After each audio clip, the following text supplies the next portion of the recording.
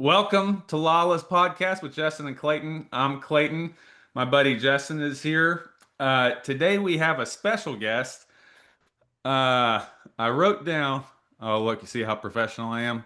I wrote down an introduction just off of what I know. Mr. Dan, you can fill in the blanks. And it's Dan Hartley. It's always going to be Mr. Dan to me. Does it have? Do I have to say that too, or can I just say No, Dan? Oh, just Dan. I'm not that Okay. important. Okay. it can be Dan to you, Justin, but it's going to be Mr. Dan to me. Okay. Because I met Mr. Dan, I think in 1999, or it might have been 98. Was it 99, Mr. Dan? I think it was 98. Okay, 98. Yep. Early That's 98, I believe. that's Yeah. when I went to the Church of God Home for Children. And Mr. Dan and his family, they were relief house parents back then. Before he had come to work as a house parent, he was an Army medic, I believe. Just Army 101st Bravo. Oh, okay. 101st. 11 Bravo. Yeah. 11 Okay. Bravo. Yeah. Yeah. A grunt. Perfect. Even better. That's even better. Uh, 11 Bravo, so an infantryman in the 101st Airborne Division, was in law enforcement before he came to the home. And I think, were you in the medical field before you came to the home? I was in law enforcement for about 8 years and then became a nurse. And this year's makes 30 years as a Okay. nurse. Yeah. Well, and then I left the home in 2003. Mr. Dan was a full-time, like, I think had a cottage at that point, or maybe had a cottage, was like a full-time house parent. I left and joined the Navy. I didn't meet back up with Mr. Dan except for one point when I was getting out of the Navy. I had just started touching base with you again, and you were in the world of politics, in the I crazy was. world of Yeah. politics. And then life happens. I separate again. I I get out of the Navy. I become a cop out there in Wichita. I'm a cop for 6 to 7 years, and just happened to touch base with you 7. again. Yeah. For my junior high friends out there, you don't know what I'm So talking about, do you? 060? No, 6'7". Oh, 67? No. All Cash right. has been doing that. Well, What is it? What is it? Tell me. I got no idea, but you just said 6'7", so I had to throw it out there. Oh, It's a thing we do. Anyway, sorry. Go ahead. no, that's fine. So this is all I know of Mr. Dan at this point. Mr. Dan, tell me everything I need to know to fill in the blanks. Well, you're right. We were house parents at the Church of God we call it Home for Chickens. And and we were relief parents at first, and then they gave us a cottage with teenage girls because we had two little girls, and who aren't little anymore. But I met Clayton at the home, and we started a Boy Scout troop there, and Clayton was just perfect for the role, and just a good kid. Always was a good kid. You know, kids will show you who they are within about 6 months once they come to the home. Clayton was pretty consistent. He was a really good kid. He just in a bad situation, and I'm pretty proud of the way he's turned out actually, compared to all the other children and kids today as it goes. But we were there for about 3 years, and then we ended up moving to Montgomery, Alabama, where I was thinking of going back into law enforcement, and so I'd gotten hired on with the Montgomery Police Department, and was about, I don't know, 2 or 3 weeks into the academy, and I just, I thought, I really just don't want to do this again. I wasn't real happy in it before, so I went back into nursing, and did nursing for, I guess that was probably 2000, and did nursing until about 2018. I was Oh, wow. in DC, and ran into a friend of mine that I used to work with at the sheriff's department years ago, and he had retired, and he said he was running for state representative, and I was traveling as a nurse at the time, and so I just accepted a travel assignment up in New Hampshire. And I told him, I said, well, I can't really help you now, but I'll help you when I get done in July if you're still running. He said, yeah, I'll still be running. So this was January. So we exchanged information, and July rolled around, and I called him. I said, "You still running?" He goes, "Yeah, I'm still running, and it doesn't look good. I'm probably going to get beat." And yeah, and I said, "Well, that's one thing I've never done is help somebody run a campaign. So sure, I'll take some time off and come down." So I did, and he won. And when he won, he said, "You want to come work for me?" And I'm like, "Well, what would I do?" And I said, "I've been a nurse for so long, I don't really know what to do." And he's like, "Well, I don't know either, but I'd like to hire you." And I said, "Okay, well, give me some information on it." And so couple of days go by, and I hadn't heard from him. And I said, "Hey, have you found out anything?" And he goes, "Yeah, actually, I've got a guy supposed to call me and tell me what it is, who I can hire and how many I can hire and all this here." And I said, "Okay." So about a week later, he calls me and he goes, "Hey, I found out I can hire you." And he told me, and I said, "Well, how much does it pay?" And he says, "We told me an amount." And I said, "Is that a week?" And no, that's a month. And I'm like, "Whoa, hold on." I was used to making a lot more money traveling as a nurse. And I said, "I don't know about this." So I prayed about it. And, I felt like, God had put this in my lap. And it was just a fluke that I ran into him because it was during the first inauguration of Trump. And there were, probably close to 1 million people there. And I just happened to run into him. So I felt like, the Lord put him in my path for reasons. So there must be something to it. So I said, "Well, let me just pray about it." And, at the time I was married, I said, "Let me talk to my wife, see what she thinks." And she said, "Sure, if you really want to do it." And I'm like, "Yep, I'd like to try it. I've never done this before." And so I got out of nursing and went to work for him in 2000. It was 2017, and then 2018. He got elected in 2017 November, and I went to work for him beginning in December, and I was his field rep. We had 5 counties that we cover, and I was pretty much all over those counties, and either there or at the Capitol in Tallahassee. And I was his field rep for 5 years. And one day I get a phone call from a congressman's office, and they said, "We'd like for you to come work for us." And I'm like, "Well, okay, how much do you pay?" And we talked about it, and I went in and interviewed with the congresswoman, and she was like, "Keep asking around, and your name just keeps coming up." And I'm like, "Really?" And she's like, "Yeah." And I said, "Okay." And so she said, "We'd like to offer you the job." And I said, "Well, let me pray about it. That's what I always do." And so I did. And I said, "Sure." So they emailed me over a package, and I started working with her. And it was totally night and day, pretty much the same concept. I was in DC a lot, but we had 12 counties to cover down here in Florida.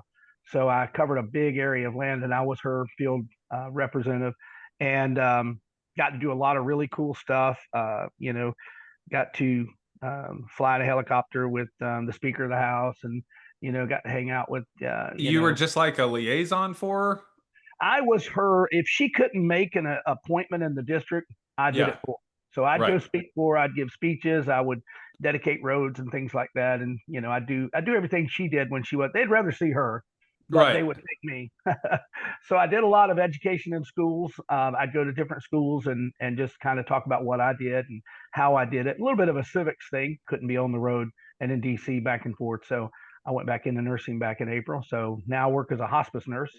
I did that before in the past, and so now I do hospice Monday through Thursday, and I'm a part-time Florida State Trooper down here, which means I don't get paid for it. I'm auxiliary. Right.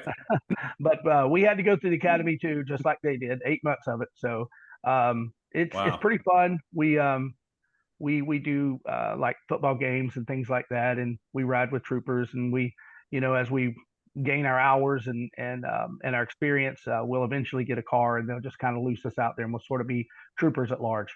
Do you have arrest powers already? I do. Yeah. Yeah. Then you're in. Then you're one of them. Yeah. If you can put someone in cuffs. I just don't get paid. Yeah, it's even worse. I know, right? But I enjoy it. It's fun. I'll be 59 in December, and my goal is to start taking my Social Security as early as possible, which is 62. So in about 3 years, I plan on taking my Social Security and my my Florida retirement. So I'm contemplating moving to the Philippines. Actually, it's a lot cheaper over there, and my girlfriend's Filipino, and so we've talked about that, and just kind of living the best life I can. So that's me in a nutshell, my friend. Man, that was awesome to hear. You give you give a lot of hope to me specifically because I've worried about my lack of ability to do one thing for any long period of time. And so I always jump from thing to thing to thing. Like, I'm glad to see I'm not the only one. People have Yeah, paved the yeah. way for that. Well, the good thing about nursing is that you can do all kinds of things. Yeah. I was actually on a couple of movie sets as a set medic on a Oh, wow. which was really kind of cool. I've worked in ER. I've done everything but kids. I don't do children. It was just too difficult for me, and I just didn't want to do it. But I taught nursing. Um, Golly, I've done just about anything in nursing you can probably imagine. Worked in prisons a lot, which I like that. A lot of stories there. Um, Yeah. Probably not PG, but anyway, I've done a lot. I actually pastored a church up in Seymour for about 3 years, Okay. and I've done praise and worship over the years. I do I play the keyboards and sing and stuff. So I've done that at lots of churches, just filled in when they needed somebody. And the longest I think I did it was about a 6-month period, and it was a church that was needing to fill in, and so that's what I did. And of course, I evangelized too around the world at some point when I was in Georgia. So I've, I'm I'm kind of ADD when it comes to things, but I love to learn stuff. I like to try new things. Um, I I don't know if you remember, but I learned how to fly when I was up there in Tennessee. I remember you doing pilot's lessons. Yep. I did that and went hang gliding in Chattanooga and came down to Florida and learned how to scuba dive. And most recently, about I guess 2 years ago, I had a paraglider, one of those things you like parachute over your head and then Yeah. an engine on, and you take off. Anyway, so I did that for a while. Had a few touch and goes, kind of scary situations, and so I sold it. And, and They anyway, say I that's like. how they breached the Iron Dome, is in those contraptions. Oh, really? That's true. Yeah. That's true. Yeah, you're right. I, That's right. They I feel did. like you probably don't have too many options for scary moments in a glider like that. I mean, you Ooh, a couple times yeah, you don't get to yeah. make You too usually many don't get a lucky. second chance from those. No, Right. no, you don't. You people would ask me, they'd say, "Well, oh my God, what are you gonna do if if that thing quits running?" Or I said, "Dude, when I get up to a certain height, I turn it off anyway. Yeah. I ride the air up there. You can stay up Yeah. there all day if you wanted. I remember one time I climbed up to about 1,200 feet, which seemed like about 20,000 feet to me up there. Yeah. And and it was towards the evening, and the sun was going down pretty quickly, and I was like, I need to get this thing on the ground, and I killed the engine and kept climbing, kept climbing, kept climbing. I'm like, oh my God. And it must have been about 40 degrees up there. It was freezing cold. I didn't bring a jacket either because it was hot on the ground. And man, I'm sitting there shivering, I'm shaking, I'm doing everything I can, pulling down on that thing. Took me 20 minutes to get it down to land. Yeah, Woo. note to self, don't ever do that again. Or at least take a jacket. So yeah, there's a couple of scary times there, but I got caught up in a wind one time and ended up almost going into a tree. So I figured, you know what, you only get a couple of chances of those. So I gave it up and sold it and decided I better stay on the ground. So you're still, or you kind of always have been, active in the ministry still? Yes, yeah. Yeah, Okay. I still do ministry from time to time. It's not in a traditional sense. It's not like behind the pulpit or anything. Um, I I work in the when I was with my pastor in Georgia for about 8 years. He and I traveled all around the world, literally doing Uh-huh. crusades and ministry and stuff. And I'm not sure if you're familiar with the prophetic ministry, Sure. but it turned out that I God had given me a gift of prophecy, and it was just something that, as a kid, I always knew because there were just things that I knew that I shouldn't know about Yeah. people, and so um, when I got to the church in Georgia, I kind of casually mentioned something to him, and he's like, "Oh, you're prophetic," and I said, "I'm pathetic," and he goes, "No, no, no," I said, "Prophetic," and I'm like, "I don't even know what the prophetic is," and he told me about it, and I said, "I don't believe in all that crap." I said, "That's a bunch of face reading," I said, "I don't believe in that." He goes, "Oh, you don't?" And I said, "No." He said, "Well, how do you explain the things you know?" And I said, "I don't know." And he said, "Well, that's called prophecy." And so I kind of went into it kicking and screaming because I don't believe everything. I'm one Sure. of those people that, you tell me something, I want to see concrete proof of it. And so it turned out that, God did actually give me the gift of prophecy. And I could tell you story after story, but it just sounded like I was lying. But yeah, I did the ministry. Still do that every now and then. I get people to call. They'll call me sometimes and they'll say, what do you think about this? What do you think about this? And then I'll tell them. And so it's sort of hit or miss here now. But especially when I was with the congresswoman and the state rep, I couldn't really do that because I didn't want to be this, working for them. And then because it is kind of kooky, and people think you're a little crazy when you talk about things like that. So. Well, I've noticed that's definitely been in our world, our as in Pentecostals. The Oh yeah. prophecy has always been in our world, and maybe you can speak on this a little bit more, but like even in East Tennessee, I know you remember we had a real big Southern Baptist presence in East Tennessee. There in Sevierville, there was a Oh great yeah. big Southern Baptist church. Oh yeah. Well, everyone I went to school with from middle school to when I graduated out there, all my buddies were a couple Catholics, but mostly Southern Baptists. Yeah. All the community kids that I hung out with were Southern Right. Baptists. I always thought that like, oh, we're a lot more alike than people like to make us out to seem like, oh, the differences aren't that big. I thought, Yeah. we just kind of wear different color shoes. Well, my buddy Justin here grew up Baptist, but the extra special kind of Baptist that there is, the independent fundamentalist cult Yeah. like Baptist. Yeah. I'm so glad you clarified, because I wanted to point out that Southern Baptists didn't cut it. They Yeah, were fake. right. They were fake Baptists They as were far the as we fake were concerned. Baptists. Yes. Yeah. So I always thought that like, yeah, everybody always spoke in tongues. Well, I knew people didn't speak in tongues, but I thought like they didn't raise their hands. They don't have praise and worship. Like the praise No. and worship that Pentecostals have, it's just a foreign concept to them. So yeah, like if you bring up prophecy or like the prophetic ministry, I would say, oh yeah, that checks out. But I think not everybody would. No. No. And No. They don't. just so you know, so for full transparency, the audience would know about this too. Justin and I both still, I would say, call ourselves Christians. Like I definitely still call myself a Christian, but um, I just think my definition, I had a deconstruction, what some people would call a deconstruction moment, and I went through that. And I'm on the other side of that now. I call myself post deconstruction. But now I just see God as so much bigger than the box that I used to put him in.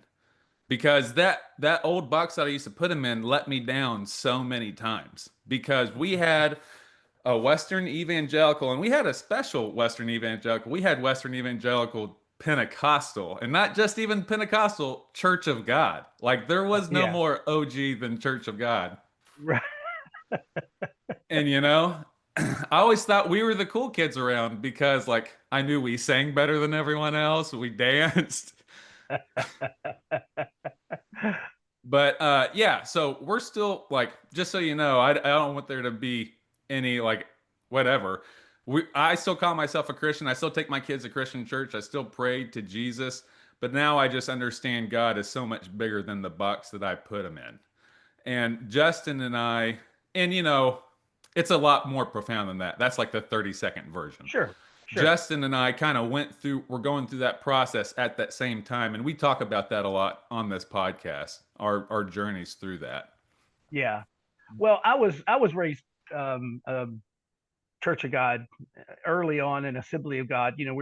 We sort of vacillated back and forth, but so I was always raised that God was this angry, pissed off God, and that Yeah. any moment he was looking to put a bolt in my ass or something, Mhm. and he was there just to basically condemn me. And my brother and I used to get saved every week because we figured it didn't take the week The before first and one it didn't One of stick. them's got to work. yeah, Yeah. yeah, yeah. We figured we get resaved every week just to make sure. We still thought we were going to hell, and so I grew up under a very Well, you thought that because they told you, because exactly. And so as I like that got thought older, didn't come out of anywhere. exactly. So as I got older and I realized, as an adult, that I was spewing the same crap that they were teaching me, and it was all just man-made ideas. And so I began to do the research myself, and so I would go toe to toe with anybody. Yeah. And I was able to do that because I'd studied the Bible, and I said, well, if we agree that the Bible is the truth, then then let's go by that. Hmm. And so it took me years to realize that God was not like my earthly father. I didn't have a really good earthly father either. Had there been a Church of God Home for Children, I probably would have ended up in it too. Yeah. But my dad was a big man, and he ruled with his fist and anger, and he was a cop too, and so he was very much my way or the highway kind of thing. And I didn't like that. It wasn't that I was a bad kid or that I was rebellious. It was just that the image that I had of the Heavenly Father had reflected who my earthly father was, and so I didn't like God much. I didn't like him much at all. And when I was 12 years old, I knew that God had called me into the ministry, but I didn't want to do it because all I'd seen was a bunch of men who were, hypocrites. Uh-huh. I didn't see a really good example of it. And so, I used to pray and I'd say, Lord, I'll do anything but go into ministry, and that was my prayer for years until I was probably in college. And then in college, I kind of, turned my back on him because he was a vengeful God, an angry God. And, I was going to go to hell anyway. So it didn't matter what I did. And so in college, I just pretty much did what I wanted to do. And it wasn't until I had a family that I felt like, I wanted my girls to grow up in church. And I wanted them to have the opportunity, to at least know who Jesus was. And so that kind of began a journey, but it wasn't until we lost our little boy. We had a little boy that lived for about 11 days. We didn't know anything was wrong with him till after he was born. And I prayed and prayed and prayed and prayed. And I did everything that the Bible said. And it was kind of like a warranty, you do everything the Bible says and it's supposed to have this particular outcome. It didn't. And he died. When did that happen? What was the years? Let's see. My youngest son, Thomas, is 17. So it's probably 18 years ago. Okay. I don't know what year that was because I've never been good at math. I'd have to take my shoes off. Yeah. But it was about 18 years ago, and it took me I went to the church and I prayed. I told my pastor, the Bible says if the elders of the church lay hands on and pray for them, then they will be healed. And of course they weren't, and that created a whole new paradigm for me where I began to say, okay, he's not who I think he is. And so I was mad at him for about 6 years, and I was very toxic. You didn't want to be around me because if someone just say, "Hey, brother Dan, will you pray for me?" I'll say, "I'll pray for you," but he's going to do what he wants to do. You might as well roll dice, So I had sort of this Hmm. cynical attitude about God and who He was, and so I remember one day, he and I were talking and praying, and he asked me, he said, "Do you trust me?" And I said, "No, to be honest with you, I don't trust you." And he said, "That's okay, that's okay." And he said, "We can work. I can work with that." And so it took years for me to come around because I had used the old um, template that I had growing up of who God was, and I had to learn who God really was. And so it as bad as it was for me, it was actually on the other end. I came out better. I came out stronger in my faith. I came out a better person. Um, I I see God now as a loving father. Yeah. As much as I love my son, he loves me more. I don't think he's there to beat me over the head. I used to, when I would pray, I'd say, "Lord, forgive me," and then I'd go back and I'd pray again. I'd say, "God, just forgive me." And he's like, "Dan, listen, I've already forgiven you. Stop asking me. I forgot it. I don't even know what you're talking about. So let's move on." And so through the years, the best prayer times I've ever had seemed to be in my car because I did a lot of jobs where I was on the road a lot. And so I remember one time I was asking for all these things, asking for all these things. I was just going over my litmus of things that I wanted him to do, and I had all these things that I needed him to do for me. And he said, "Hey, hey, hey, just stop." And I said, "Why?" And he goes, "Why don't you do this?" And I said, "Okay." He said, "Just ask me for what you need today." He said, "Tomorrow it's not here yet. You can't borrow from yesterday. It's done and gone. Just ask me what you want today." And I said, "Wow, that's cool. Okay. Well, today I just need peace today, Lord. That's it. I just need peace. Everything else will come." And so that changed my prayer life. Yeah. This conversation you're having, I mean, I know what you're talking about because I grew up hearing this type of talk, all day, every day. But Yeah. for people who don't know, like when you're talking about hearing the Lord say something to you, what do you mean? Well, it's like it's like when I tell people I hear the Lord speak to me, and they'll say, "Well, what do you mean you hear him speak? You hear him speak audibly?" And I'm like, "No, I'm not schizophrenic. I don't have multiple personalities. That one of them's God. Right. And I say, okay, well, this is it. If I had to explain it to you, if I ask you to think of a pink elephant and picture that pink elephant, and I ask you, okay, do you see the pink elephant? You'd say, yeah, and I'd say, okay, where do you see the pink elephant? Well, I see him in my head. I'm like, okay, so you're seeing him in your mind's eye, right? And so you see God in your mind's eye, but you can't really say where you're seeing it. You don't. It's not like one of those machines now that augment reality. You don't see the reality and you see the pink elephant. You just see the pink elephant up here. And so when I hear from the Lord, it's the same place. It's that same chamber of wherever my consciousness is that I hear from you. I know that sounds absolutely No. beyond weird, but that's where I hear it. And it's the same voice that I've heard for, 20 something years. So I know it's him, um, uh, because when God speaks to me, he speaks to me in specifics.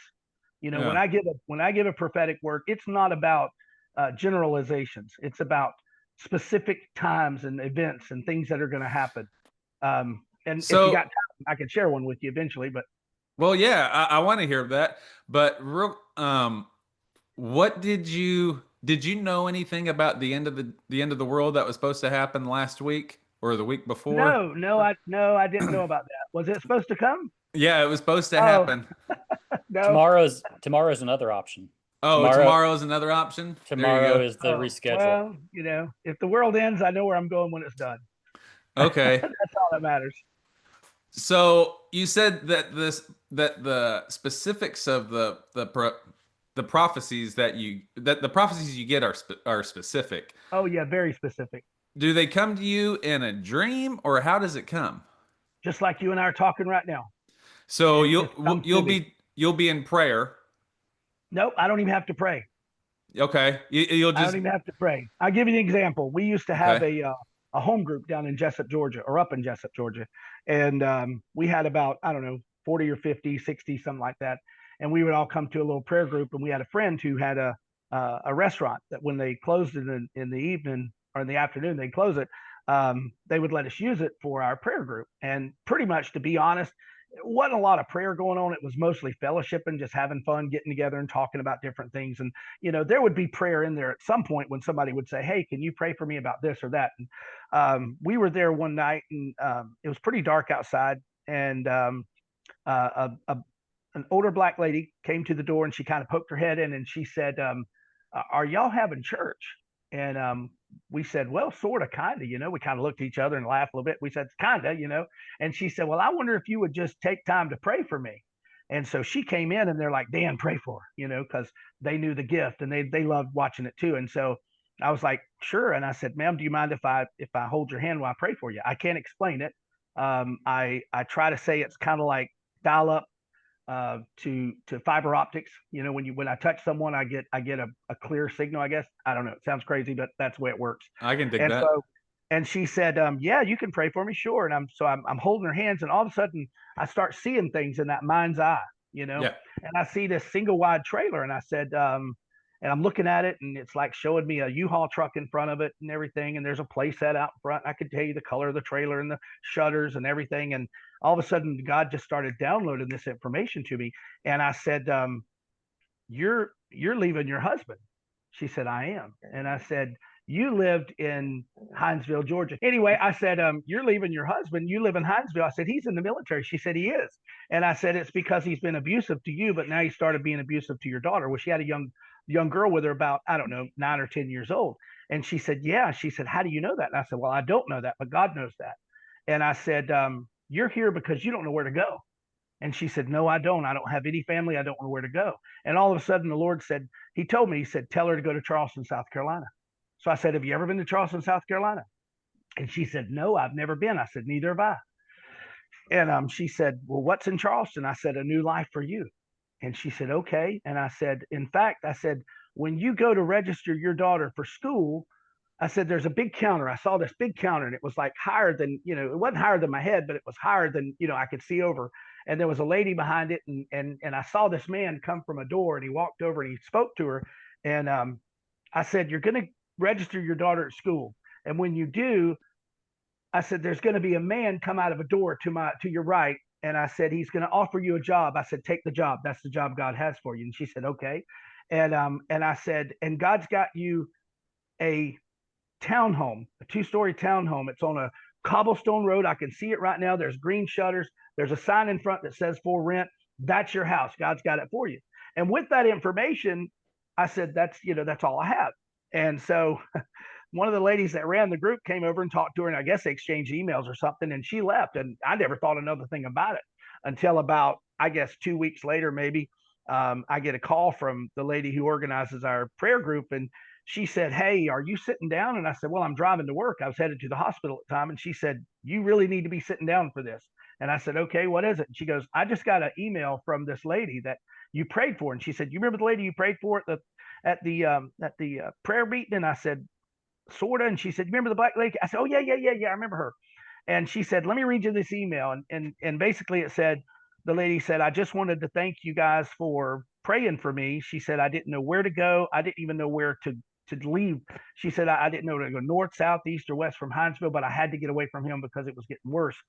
And she said, I don't know why I even ended up in Jessup, Georgia. She said, I do now. I understand now why I did, but I didn't at the time. And she said, when I saw the light on, it was the only light on downtown Jessup, and it's a little small town. It's not big at all. You blink, you miss it.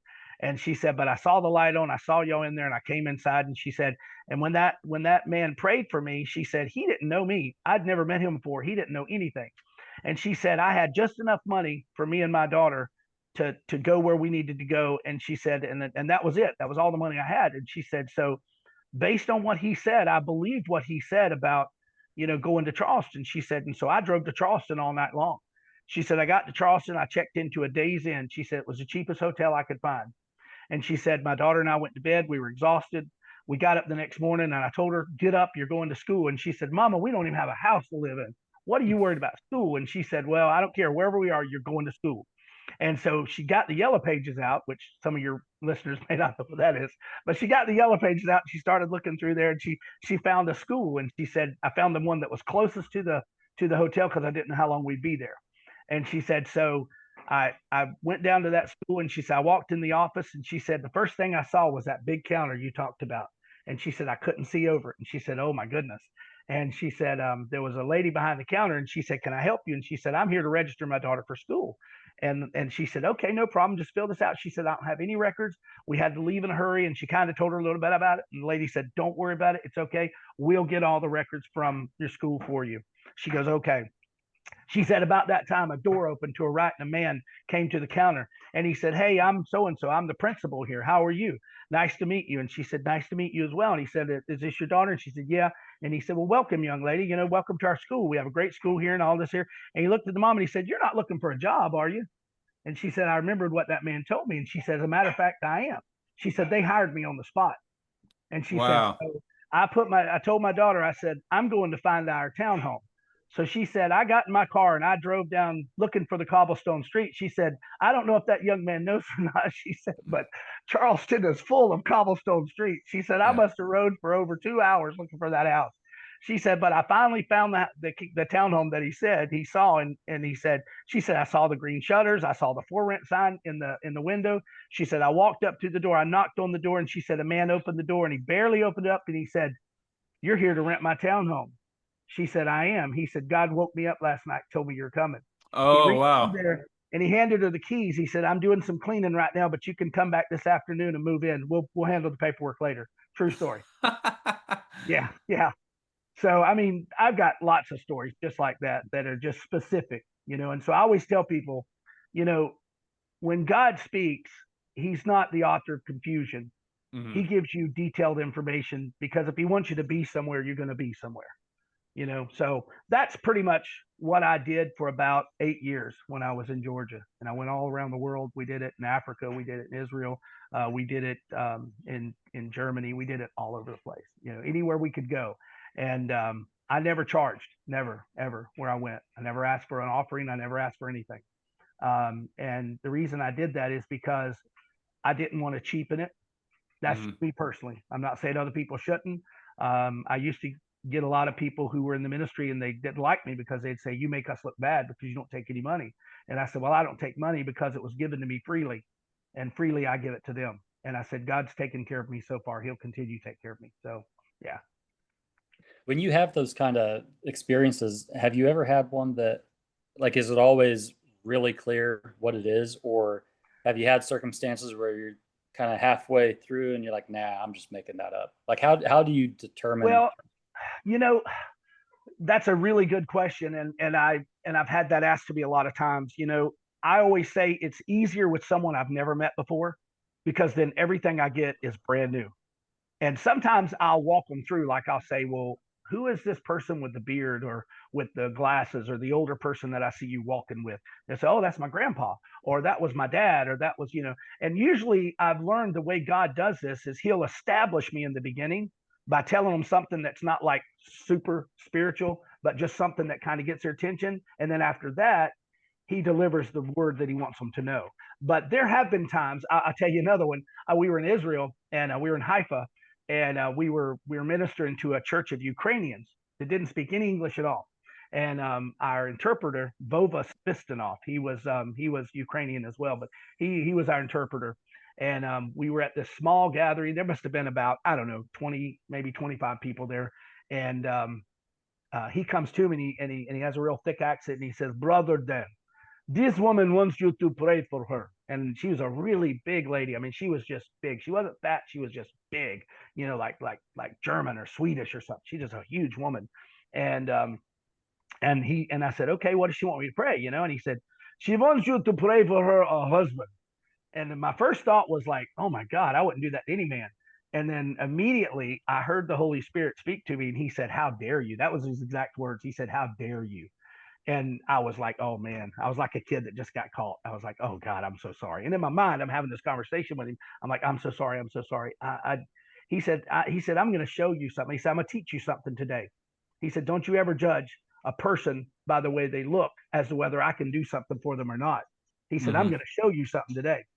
And I said, okay. So Vova's standing there, and he's got his hand on my shoulder and just kind of looking at me, and me and God are having this conversation, and I'm getting my tail whipped by him. And he says, you tell her that in 3 months, a stranger is going to come to their church.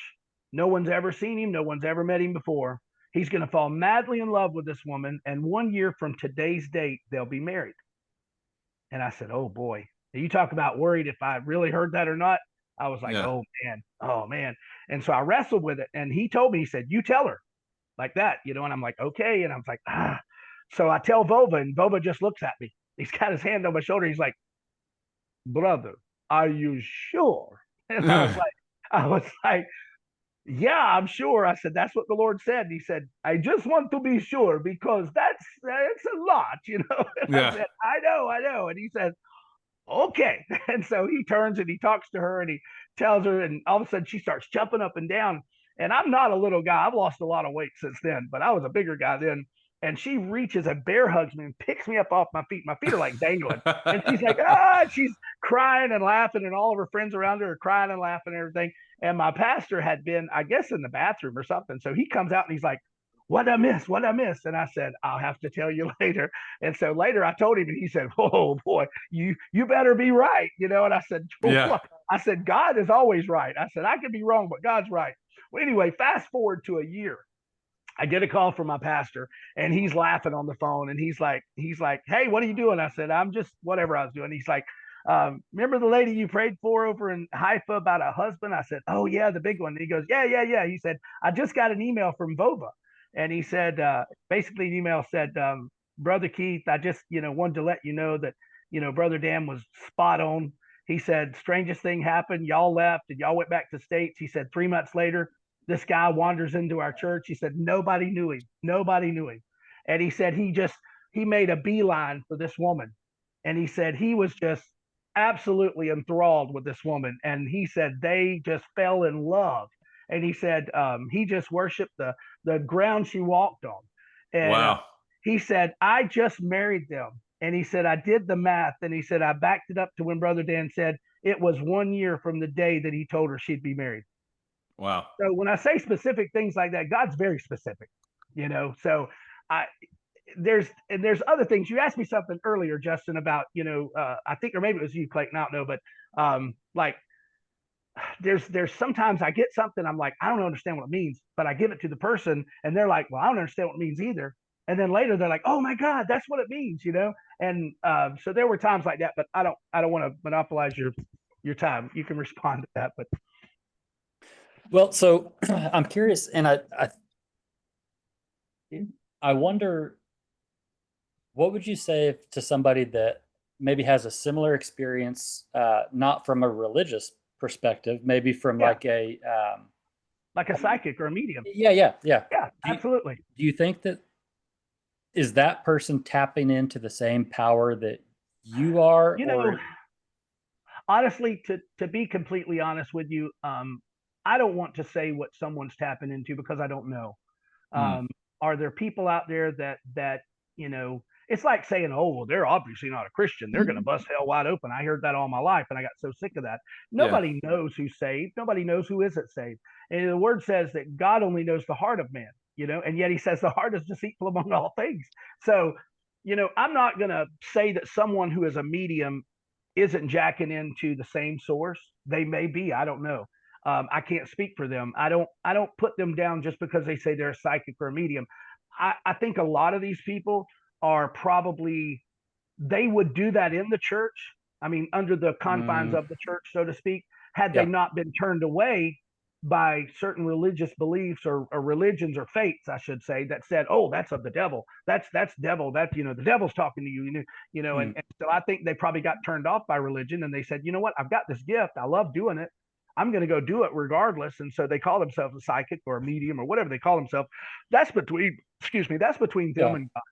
I'm not here to judge anybody, So it's kind of like, so maybe what you're saying is God gives both of them the same gift. And one uses it in the church and one uses it in the Okay. I believe there's a lot of singers who have been given talent, and God says he gives us gifts without repentance. He's not sorry he did it. If I give you $100 and I give Clayton $100 and I said, hey, go invest this money, and you go out and you invest it, and Clayton goes out and spends it, on lottery tickets and happens to win 50,000, I'm not going to be angry at Clayton or you. I mean, I gave you the money. I said, go invest it. You did it. You invest it the way you want to invest it. So there's a lot of interpretation open there. I don't want to say that anybody who does medium or psychic stuff is like, working for the devil or witchcraft or whatever, because I was raised to believe that was all witchcraft, that Harry Potter was witchcraft. And, I used to tell this family that said, oh, I can't believe you let your children watch Harry Potter. That's of the devil and it's witchcraft and all this. And I said, do you let your kids watch Disney? And they're like, well, yeah, Disney's great. Disney's awesome. And I'm like, there's witchcraft all throughout Disney. I said, Cinderella, and I said, so where do you draw the line? So I'm kind of the ilk that, and especially as I get older, I'm not here to play the part of the Holy Spirit or God. I'm just here to love people. And, I got enough to worry about me and my own issues and, my hidden demons and stuff. So I don't feel worthy enough to stand on a pedestal and judge other people. So if there's a medium out there and they're telling people something that, that's between them, so that's the way I feel. Well, I think the reason that I've got to ask that is because when I see you speak, I believe it. Like you strike me as very believable. However, I don't, since I now, and like Clayton said, I do still call myself a Christian. However, I don't know that most people probably would, because I don't really have the faith that goes along with it. Right. So I hear what you're saying, and my gut says, yeah, that's true. But I've got to find a source for it, because I don't think that it's, 5 years ago, I would have said that's God, that's the Holy Spirit. Sure. And maybe it's just because I just don't really have the word God means it's a little bit, it's got too much for me these days. I understand. So I'm trying to figure out in my mind, where could that be coming from? And maybe it's God. I mean, or maybe, the truth is we really don't know who God is. I mean, it's all conjecture. It's all faith. I've seen Jesus like physically, like I see you. When I was 19, he came and visited with me. So I know that there is a figure out there. He didn't look like the Jesus in the drawings and the paintings, and the little pale, I call it the pale child molester looking Jesus that they always paint him out to be. He was different. I can't explain it, and the way I felt, the way that he made me feel was a complete love. So I know there's something there. What were the circumstances? How did that come about? When I was 19, I was in college, and I was not living for the Lord at all. I was seeking everything that was fed my flesh, so to speak. Were you going to Lee University? No. I didn't go to Lee. I went to a little small junior college here in town, and it was just, I was not very popular in high school. I was never handsome like you, so I didn't have all the girls coming after me. So I had to make it up in personality, and I found that it was a numbers game, and you ask enough girls, and they'll go out with you. That's right. And so you just Stop have to enough have cars. thick skin. That's right. right. Yeah. So if I was at a bar and I looked over and I said, "How you doing?" and she says, "Get lost," I'd say, "Well, good. How you doing?" Yep. And so it was Fail a numbers quickly. game for me. And in college, I was very popular at it. I don't know. It was just luck of the draw. But anyway, I was not living for the Lord. I was partying. I was having a good time. I didn't do drugs or anything, but I did drink a lot and did a lot of things I probably shouldn't have done. But no, I shouldn't have done. Not probably. At any rate, just to show you that my current state was not in a good place. I was not doing for the Lord like I should.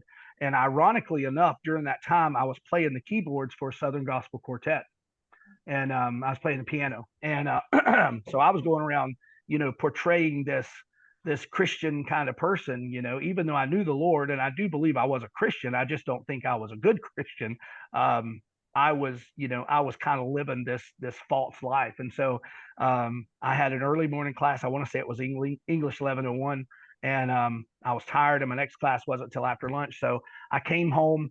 We had a small apartment. It was actually an old house that had been converted into 2 apartments. So our ceilings were 12 foot tall, and they had this ornate, what do you call that stuff at the top? Not baseboard, but anyway, they had a lot of molding. Molding. Thank you. Yeah, and they had a fireplace in every room. It was really a cool house. It was an old house. And so my roommate and I lived there together, and we had this one room that we turned into like our we had a big yellow velvet colored or yellow colored velvet high back chair. We thought we were so cool because our radio system was from floor to ceiling about 4.5 feet tall, and we had big speakers that matched the height back in the day, and we thought that was our cool room, and so we had the fireplace there, and we had it all jacked up with posters and stuff, and that's where we would entertain the girls. But anyway, I came home and I didn't want to crawl into bed because I knew if I did, I wouldn't get up for my next class. So I just sat in that chair. And as I sat there, it had the arms on it, and so I put my arms down and I'm just kind of sitting there. And I didn't do drugs in college at all. So I wasn't high on anything, and I wasn't drunk at the time. And so I'm just sitting there in the chair. And all of a sudden, I realize I can't move. Well, my first thought is, I've had a stroke or something's wrong with me and I can't move. And I'm like, oh my God, I'm fixing to die. This is what happens. This is maybe, and I'm dying. I'm thinking, oh my God, I'm dying. So I was panicking. My heart was beating. I was probably sweating, and I couldn't move anything, but I could move my eyes. I'm looking around, and the room got dark, and I thought, oh my God, I'm dying. I'm dying. This is it. This is it. I'm dying. I'm going to bust hell wide open because I am no good. And so when the room goes to darkness, it comes back in, and it was out of the door to my left was to the bathroom in the hallway there. And the door opened, and these 3 women dressed in like a black see-through outfit, looked like Middle Eastern or something. They had the little, dangly things around their head, and they were dancing real provocative around me and everything. They're dancing around, and I'm just sitting there, and I'm like, holy crap, And I look over to my left. I know this sounds like truly out of Cheech and Chong movie. I look over to my left, and there's this huge green iguana. I didn't own iguana, neither did my roommate, but there's this huge iguana, and his claws are in the fabric. I can see. This is what's so weird, is that my ability, my vision was like microscopic.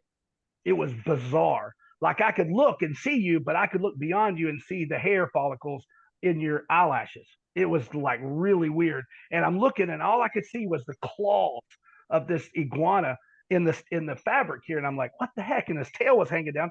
And he kind of went up the arm. I couldn't really see beyond that because I couldn't move my head, but I just remember seeing the body. And I was like, what the heck? And his head came around and was whispering in my right ear.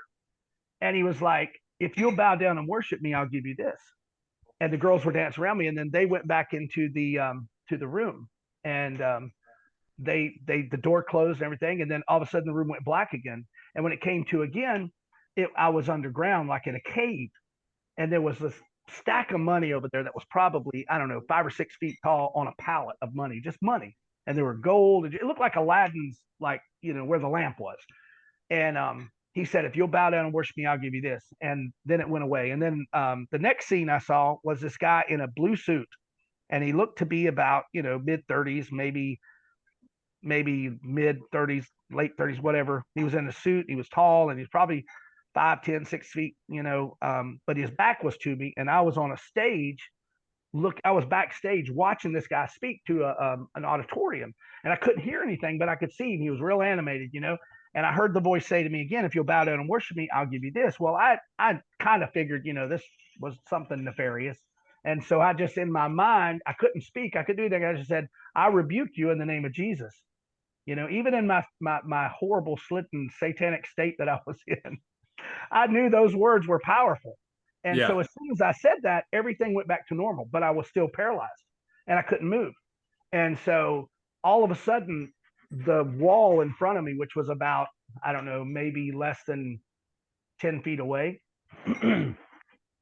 the wall started to materialize, and all of a sudden there was this cave there, and it was probably maybe 12 feet wide, maybe 10 feet wide, maybe 7 feet tall, and it kind of went in and then curved. And so I'm looking at this cave, and I'm thinking, now I'm going to die, and that's the pathway to hell. And I'm going, to hell. This is it, and I was terrified. I was beyond terrified. And all of a sudden I see a light in the cave, and you can see that there's a light coming. And as the light gets closer and closer, I'm kind of straining my eyes, even though I can see really good. I'm trying to strain them close enough, and I could see the sediment of the rock when I strained my eyes. It was almost like Superman vision. It was really bizarre. And all of a sudden I see this figure, and now the light's behind him, but he's all kind of shadowy.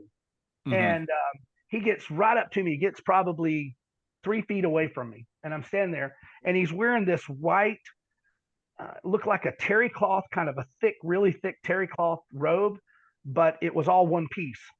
And the sleeves only came up to about right here on his, like just below his elbows. And they were real thick, had a thick, I guess, a hem like around canvas. It. Okay. It was totally terry cloth, but it was like really thick terry cloth, and it was super white. And he had his hands open. I didn't see holes in his hands. Mm-hmm. I didn't see holes in his wrist or anything like that. But his hair was like if you ever had a wool pad, like a Brillo pad, and after they get used a lot, they kind of throw out, and you have to just throw them away. It was so weird. I could see the ends of his hairs. It was so bizarre. I could literally see the ends of his hair, and it was like gray and mixture of gray and black, and it was like he had black hair, but it was like gray. Like dreadlocks? No. It wasn't like dreadlocks. It was more like Don Ho. You remember Don Ho, the wrestling really. Guy or the boxer guy? He had hair like this. Oh, Don King. Don who? Don King. Okay, yeah, Don King, not Don Ho. I'm sorry. I think Don Ho was okay. But anyway, Don King, it was kind of like his hair. And I could see the ends of the hair, like literally doing this. I could see him like waving, and that was just so bizarre to me because I could literally see the tiny ends of his hair when I looked at him. But then when I looked at him, it's hard to explain, but I could look at him and see that. And if I just didn't want to see that, I would just see him. Yeah. It's kind of like put on glasses and take them off, put them on, take them off. But I could do that with my eyes. And so his face was white. And the brightness was so bright. It was the brightest white I've ever seen in my life, but it didn't hurt my eyes. Sometimes you walk out of a theater and and it's like bright, and you're like, oh man, you feel like a vampire. Mm-hmm. It kind of burns your eyes a little bit because your pupils are so dilated. His brightness was the brightest I've ever seen and the whitest that I've ever seen.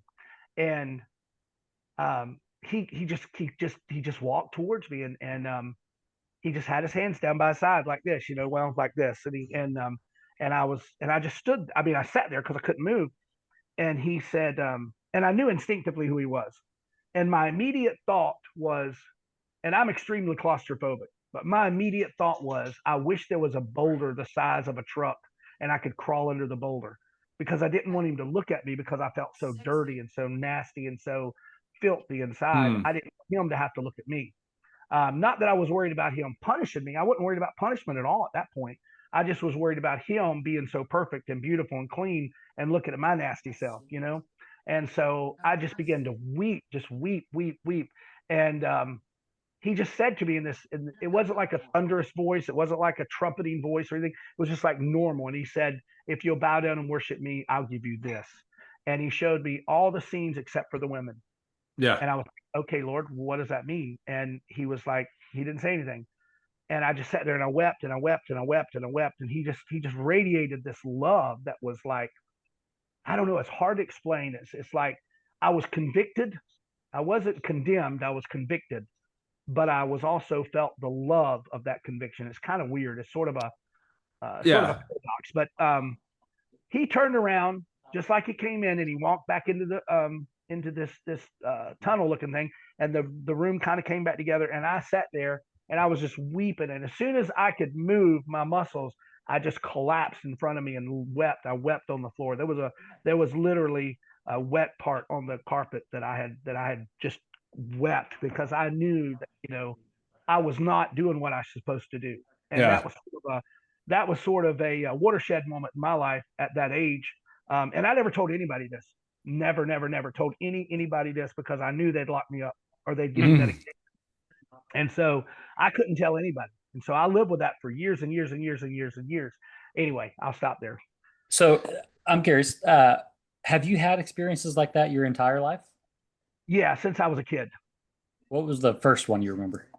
The very first one I remember, well, when I was about 5, my parents thought that I was having seizures at night, and then they determined later it was night terrors. But I was seeing things that I couldn't describe, but it was terrifying me. And looking back now in retrospect, I feel like maybe it was, maybe I was seeing into the spirit realm. I don't know. I mean, I can only, it's a conjecture at this point too, but when I try to figure out what it was that I saw that terrified me so much, it was so bad that my parents would take me, like different family members would take me to their home so I could sleep there, so I could give my parents a rest, because they weren't getting any rest. But I remember going to the hospital, having all these electrodes put on my head, and they did all this test, and they said, we don't know what it is. We have no idea. So they chalked it up as night terrors.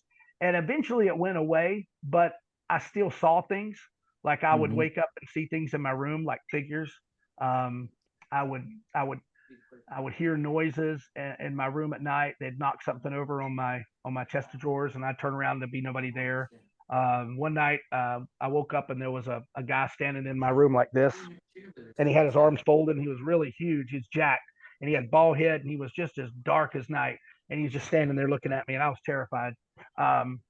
But I had a wreck on a motorcycle one time with my brother driving, and we were very poor growing up. We didn't have, sometimes didn't have food in the house, so we didn't have, insurance. And so I came home that night and limped in the house. My mom's like, "Oh my God, what happened?" And my jeans were all torn and everything. And I said, "Well, we had an accident," and Andy told me, my brother Andy said, "Don't tell mom, don't tell mom." Well, I was in a lot of pain because we laid the motorcycle down and it rode my knee down the road, and it just tore it up bad.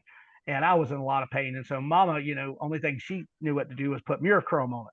Which you might as well throw gasoline on at that point. And so she puts all that on there, and I'm like, I'm screaming and everything. And I think I was like 11 years old. And she said, we were staying at my grandma and grandpa's at the time. And my grandma and grandpa had a spare room for us to sleep in. And my mom told me, she's like, just go to sleep, but don't put your leg under the covers, because you'll get all this blood and the Murachrome on the sheets and everything. And she said, don't do that, because these are grandma's sheets and everything. So I slept with I have to sleep with my legs under the covers. That's just a weird thing that I have. But so I didn't get much sleep, and I was in a lot of pain, agony. I was just hurting all night long, hurting. I wake up and I look over and there's this black guy, looks like Uncle Remus from the Disney movie Song of the South. And They don't play that movie anymore. No, no. I own it though. So anyway, I had to buy it from Great Britain. But anyway, he's standing by my bed and he's got this brown tweed suit on, and he's got a vest on, and he's got the tweed jacket and the tie on, and he's just standing there, and he's just kind of looking down at me. He's got gray hair and he's got a gray beard, and I was in so much pain. I could have been delirious, but I rolled over and I looked at him, and I wasn't worried. Here's this guy in my room at night. I wasn't like, oh crap, And so I said, I didn't say anything. I just looked up at him and he said, how you doing? Like that. And I said, oh, my knee's killing me. It's hurting so bad. And I was crying. And he said, well, let me take a look at it. I'm like, no, don't touch it. Don't touch it. It'll make it worse. He's like, oh, it'll be all right. It'll be all right. He just kept saying, it'll be all right. It'll be all right. And he had this like grandfather sort of feel to him, and he reached over and he touched my leg. As soon as he touched it, the pain went away. That pain was gone. I had no pain. And I was like, and then the absence of pain at that moment was so jarring that I was like, what the heck did you just do? And he's like, well, let's get you under the covers. And he pulled the covers up, and I'm like, no. I'll get blood all over the covers. This thing's wet. It's bloody. And I got the Mirachrome on there. And no, I can't. He said, it'll be all right. And he was just patting me, and he'd say, it'll be all right. It'll be all right. And he pulled the covers up over me. And that feeling of just like, oh my God, now I have no pain. I fought it all night. I can sleep. Your legs are under the covers. Oh, I was out, man. I was out. Then I realized, oh, I didn't thank you. And I opened my eyes. He was gone. And so I didn't think nothing about it. And next morning I woke up, it was morning, and the room was totally illuminated by the sunlight. And I was like, oh shit. And I grabbed the covers and I pulled it back. I'm like, oh, and I'm looking. There was not one spot on the bed anywhere, but my knee was just as wet as it could be. Oh, wow. Yeah. I never told anybody that story until I was well into my adulthood. So that was probably the earliest of seeing angels. But I've seen angels. I've seen tons and tons of angels. Jesus actually took me to heaven twice. And so he showed me my house in heaven, which was really bizarre. So yeah, I've had some experiences. But when I tell people these things, I'm like, I wouldn't believe me. There's no way. Well, I think bizarre. So I mean, I believe you. I don't think there's any reason to not believe you, especially because I think God will give you the heaven that he's built for you. I agree. So I was going to say, we've talked about this on the show before, and I wonder if you could say anything to it. I think so. A couple of different things, like on the stories that you told. I think, and this isn't from me, it's from other teachers that I've heard, is that there's an idea of like a frequency. Like, people can put themselves in a state, like we do it in praise and worship. That's how we do it in the Pentecostal world. Sure. But also like an intense speaking prayer time, like especially if you have that discipline of built in, kind of like everyday prayer. I imagine you think of it the same way I do, where I'm just always praying. I'm always talking to God. Me too. But yeah. I'm never not in conversation with God. So there's this tradition of like getting yourself into this frequency, and to where that's very believable. Like everything you said, growing up in the COG and then even in the Assembly of God in that Pentecostal world, like you would hear stories like that and be like, oh yeah, Brother Dan, that happened to Brother Dan. Yeah. Right. Like, yeah. okay, yeah. where are we going to eat lunch afterwards? Like you just bought and. Yeah, it was just the way it was, Yeah. Right. And so, what I was going to say too is I think you kind of hit on this with like who's going to heaven and who's not. The church has a history, obviously not God. I'm talking about the man institution of the church, and specifically probably second, but really it took cement in like 4th century current era, 400 years or 300 plus years after Jesus. The church formed into a bureaucracy, and it was the government of Rome. Just one day they were Rome, and after Nicaea, like that generation, they were the Catholic Church, or they were the church. They very, very violently killed everyone who had a version of Christianity that was not the state's version of Christianity. That's right. And it was multiple councils. The famous one is Council of Nicaea, but there wasn't as much. We give kind of too much credit to the Council of Nicaea. Way too much credit. Yeah. But there was a council in Alexandria that set up the books of the New Testament and put it in order of like most important to least important. That was Okay. how they had set it up. But I'm kind of getting off into the weeds in that. What I was talking about is that I think, and especially us as Pentecostals, like we have that heritage of Pentecostals, like I said, that was a very believable story because our heritage comes from the African American population of the United States. You know, back our spiritual heritage does. You know, the Church of God specifically, and the Christians that were baptized in the Holy Spirit, as it would have become called, like growing up, you know, you hear grandma talking about it, you hear mom talking about it, like you just believe it. As soon as as sure as the sun comes Right. up, Right. people get Yep. messages in tongues, and sometimes there's an interpretation, not all the time. Some, Right. Yeah. you know, people get up out of wheelchairs, people dance, Oh jump yeah. off of Yeah. pews, Oh yeah. Yeah. like that. That's just part of the thing.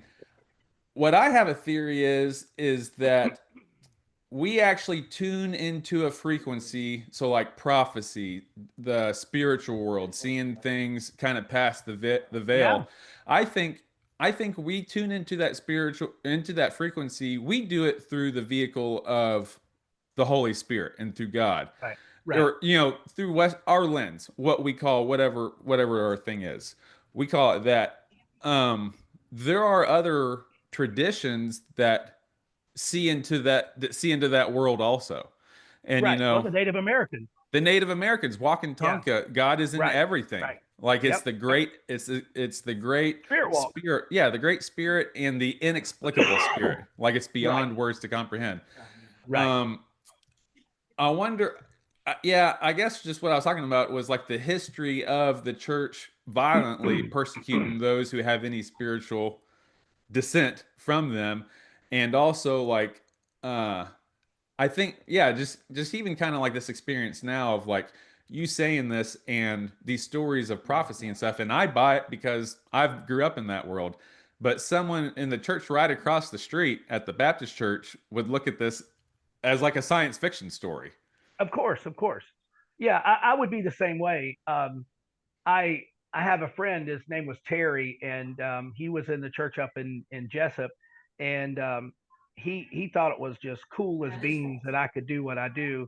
And so one day he asked me over to his house. Well, I thought it was like just an innocent, hey, come over, hang out with me for a little bit. And I get there, and there's this guy there. It's his friend, and Terry's smiling and kind of laughing a little bit. And he says he doesn't believe like that. And I said, believe what? He goes, he don't believe that you can do what you do. And I said, well, that's okay. It doesn't change anything if he doesn't believe it. And the guy said, what do you like? You need a crystal ball or something? And I'm like, no, actually, I don't need anything. And he goes, well, I don't believe in all that shit and that gobbledygook and all this here. And I'm like, well, that's fine. You don't have to believe in it. He goes, Yeah. Terry said, well, just tell him something. Just tell him something. And I'm like, I don't perform. I don't want it. I don't want this to ever be cheapened to where I perform. It's not a circus. And I was a little irritated with Terry that he put me in that position. Right. But part of me, the flesh part of me was like, okay, sure. It's kind of like when somebody says, you're not arresting me. Oh, okay. Yeah. What Well, about now, Yeah, well, now yeah. there's no other Or- choice. Or Now I I'm gonna want do you just to a- put your yeah. hands. Yeah, exactly. Yeah, you won't put your hands on me. Oh, okay. Yeah. So part of me wanted to kind of show him, and Axe so on I off. said, No. yeah, exactly. No, just kidding. Something happened. Hold on. So I said, oh, and it kind of hit me the wrong way, and I look back on it, and it was immature of me to do this, but I did it anyway. And I said, really? I said, you don't believe, huh? And he goes, no. And I said, does your wife know you're having an affair? And he looked at me and he looked at Terry and he said, what'd you tell him? Terry said, I ain't told him nothing, man. I ain't told him nothing. He's laughing. He thinks it's funny. And he said, how do you know this? And I said, I don't, but God does. And I said, I can tell you her name. And I told him the name. And he's like, what? Man, you told him that. You told him. And I said, no, he didn't tell me. And Terry said, I didn't tell him. I told you. I told you. And then I started saying some things that, specific age, something happened. And he was like, stop it, man, stop it. And he ran away and got in his car and he left. And I told Terry, I said, I sort of admonished him. I said, look, don't ever do that again. I said, I don't ever want this to be a sword or, a weapon. I don't want to weaponize what I do because I don't think God will be pleased with that. And so I never did that again. But I've been faced with a lot of people who would say, I don't believe in all that. And I'll say, sure, no problem. And what do you mean, no problem? I said, doesn't matter to me. It's no skin off my back. I said, I've never seen the Eiffel Tower in person, but I believe it's there. So I don't deal much with a lot of skeptics. And when I do, it's like, okay, sure, no problem, but I suspect that there are a lot of people in Western institution religions that would say what I'm doing is of the devil. Yeah. My ex-wife used to question that I was hearing from demons, and I was like, wow, really? And I said, no. And she said, well, how do you know it's not a demon telling you that? I said, well, because it's the same. I tell you this, if it's a demon, it's the same demon I've been hearing all my life.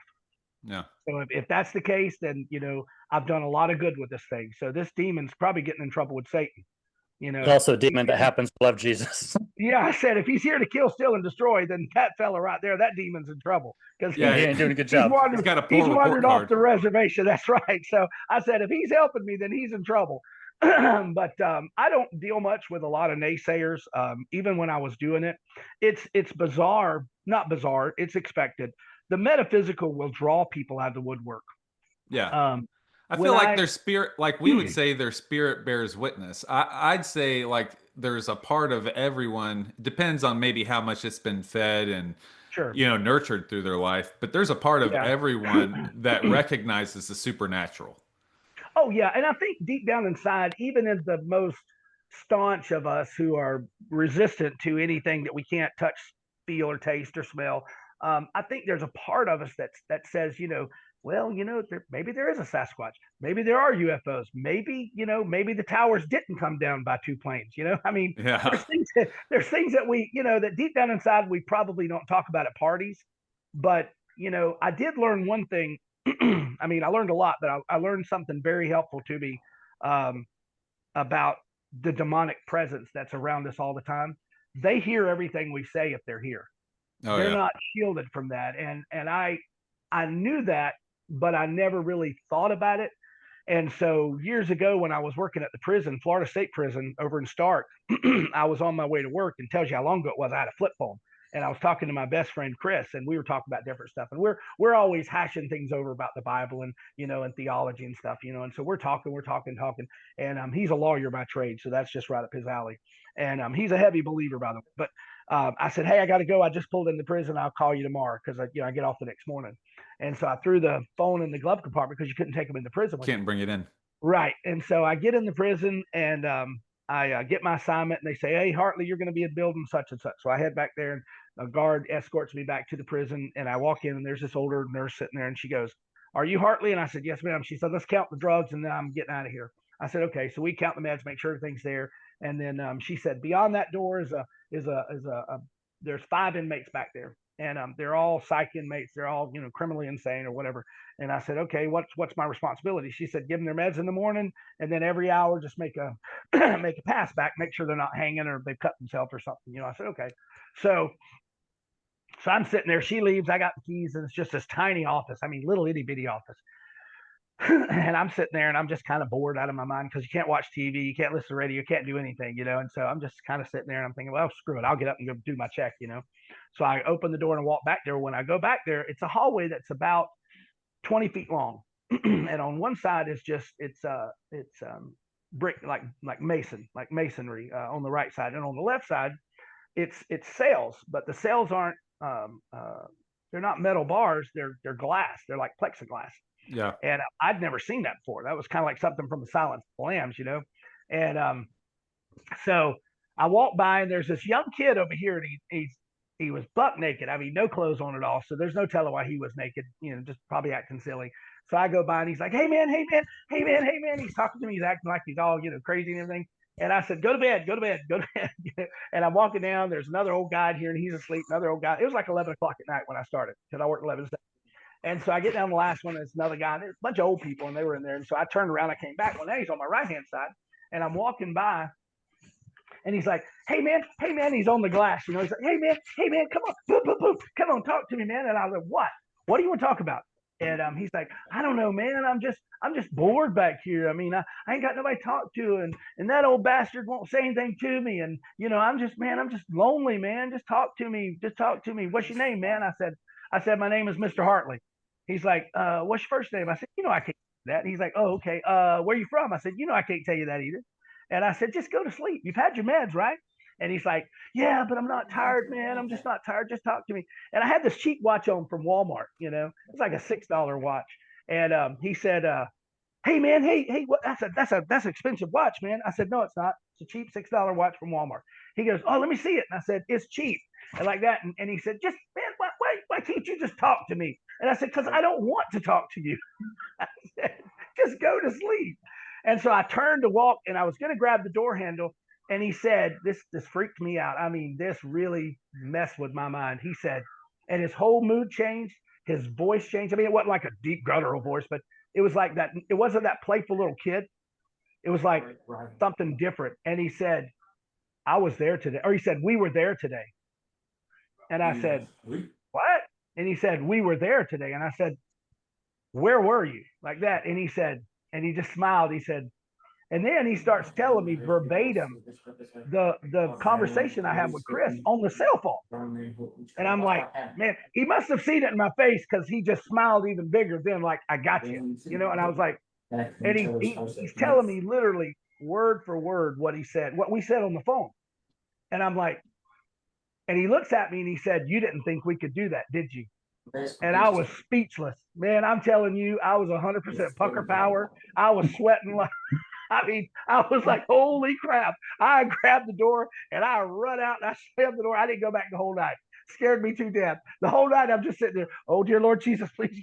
Because I was like, I don't want him coming out here. I don't want him manifesting. I don't want any of this. And so that was my first encounter with a demonically filled person. And and No. so Yeah, that's pretty common, I would say. Stories like that. yeah. Do you remember the youth group from the home took a mission trip to Scotland? No, I must not have been there, because I'd have gone. I thought maybe you left before I left. I did. I left before you. I left you there. Okay, yep. That's right. Another abandonment. It's okay, Mr. Dan. Sorry. No big deal. No big deal. I'm still processing it. Don't worry. Listen, I'd have taken all y'all with me if I could. I know. I really would have. Go ahead. But we took a trip to Scotland, and there was one of the girls from the home. I'm obviously not going to say her name on here. I think she's a listener, but one of the girls from the home, ended up like having an attack, and we were reading scripture and casting out demons in the name of Jesus. Wow. in a castle in Inverness, Scotland. No way. Yeah, it was pretty wild. I think it was one of the girls that you knew her. But anyway, yeah, it was wild. Like the lights were flickering, the shutters started flapping. Wow. I mean, it was nuts. There was people, and we were just staying up. It happened to be the time of year where the sun only was down for like 2 hours. Oh, okay. And so, or maybe it was like 4, because I think it was closer to 4, because the sun had gone down at like, I don't know, say 10 o'clock at night. Yeah, I think it was like 10 o'clock at night. The sun had gone down, and we were kind of just chewing the cud.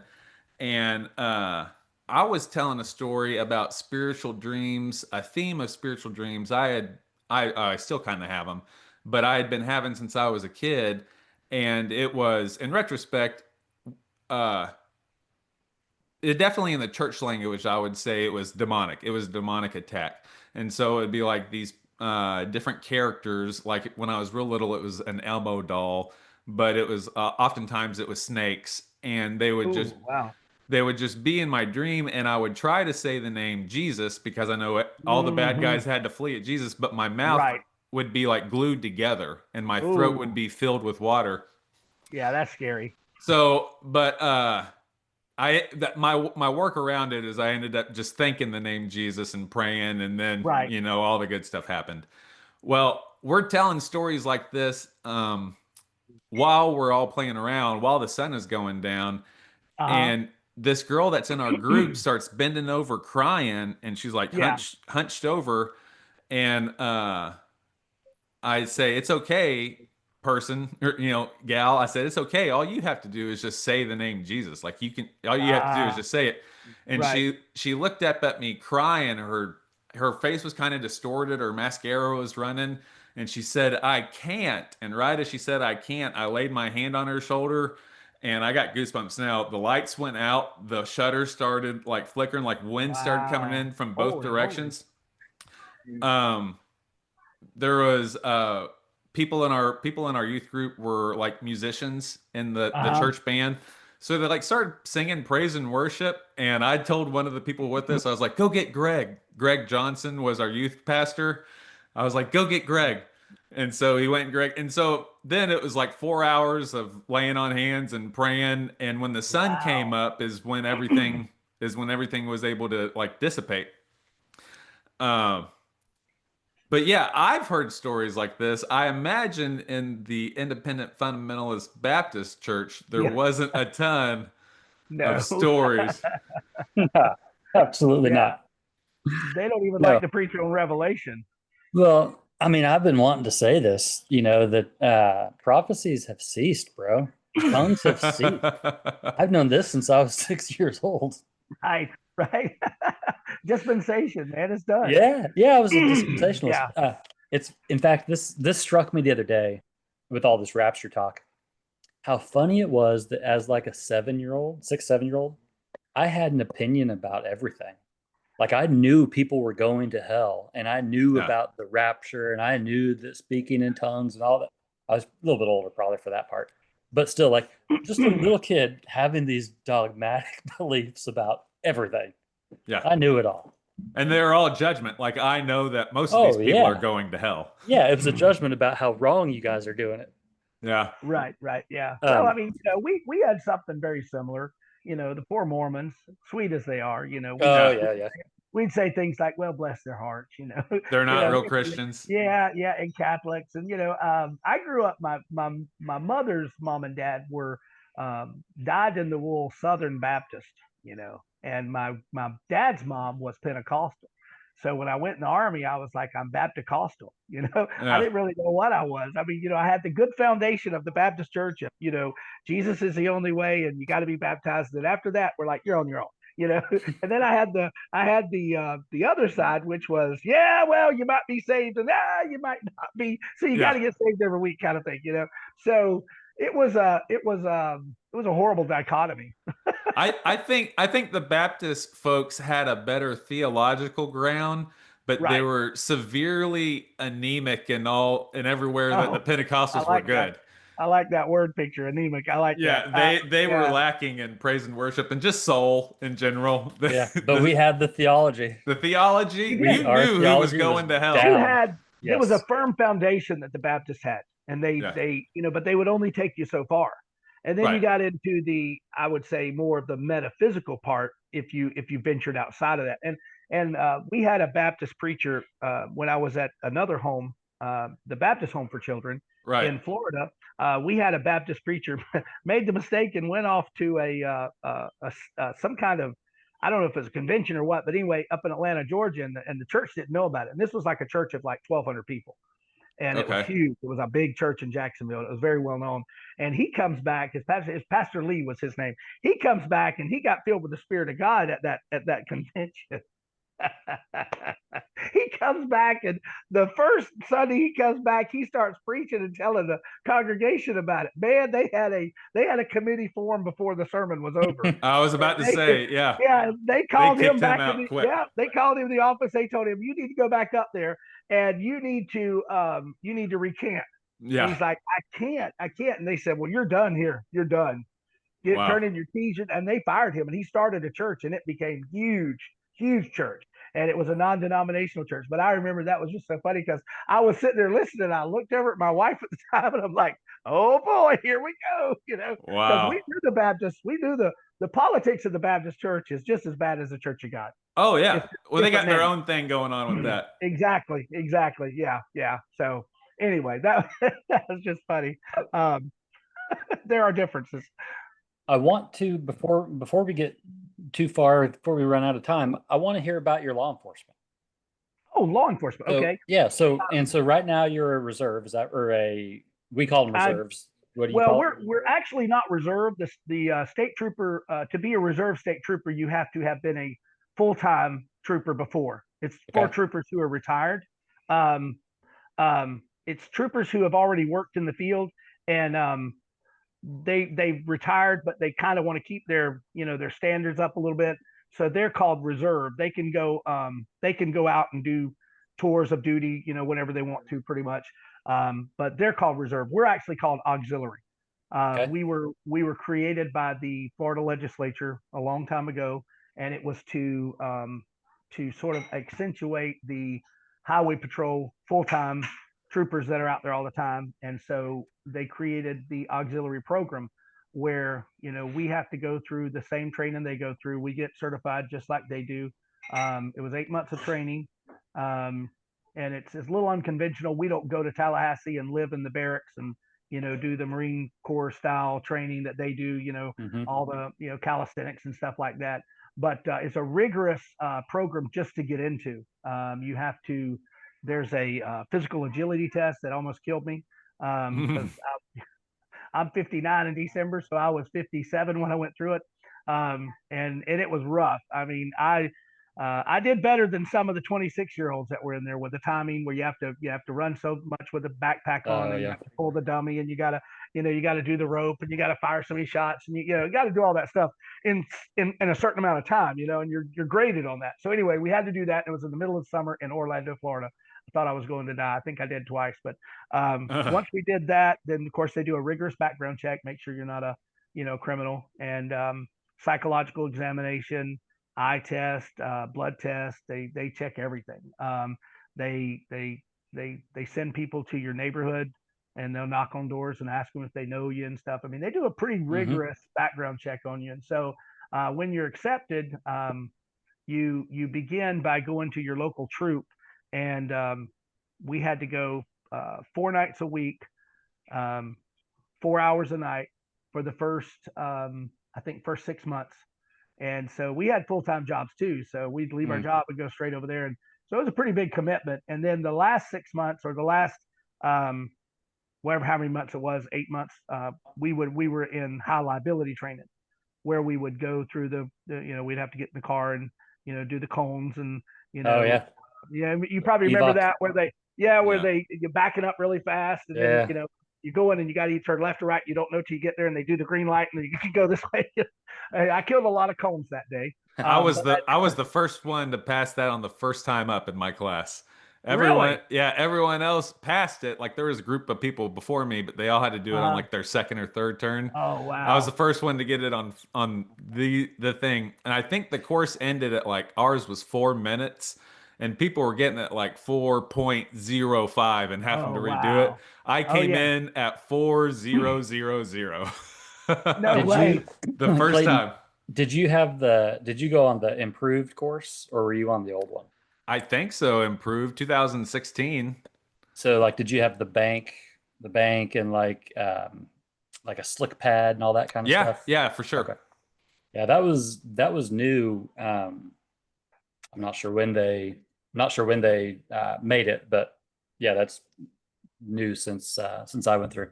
I did all of evoc in a Crown Vic because like all of the FTDs or whatever were telling me about how badass the Crown Vic was. So I did all the training in the Crown Vic, but on the day of qualifications, we had to qualify in what our agency was driving, and we all had Chargers. So that was the Yeah. first time I drove a Charger, was the day I had to qualify at evoc.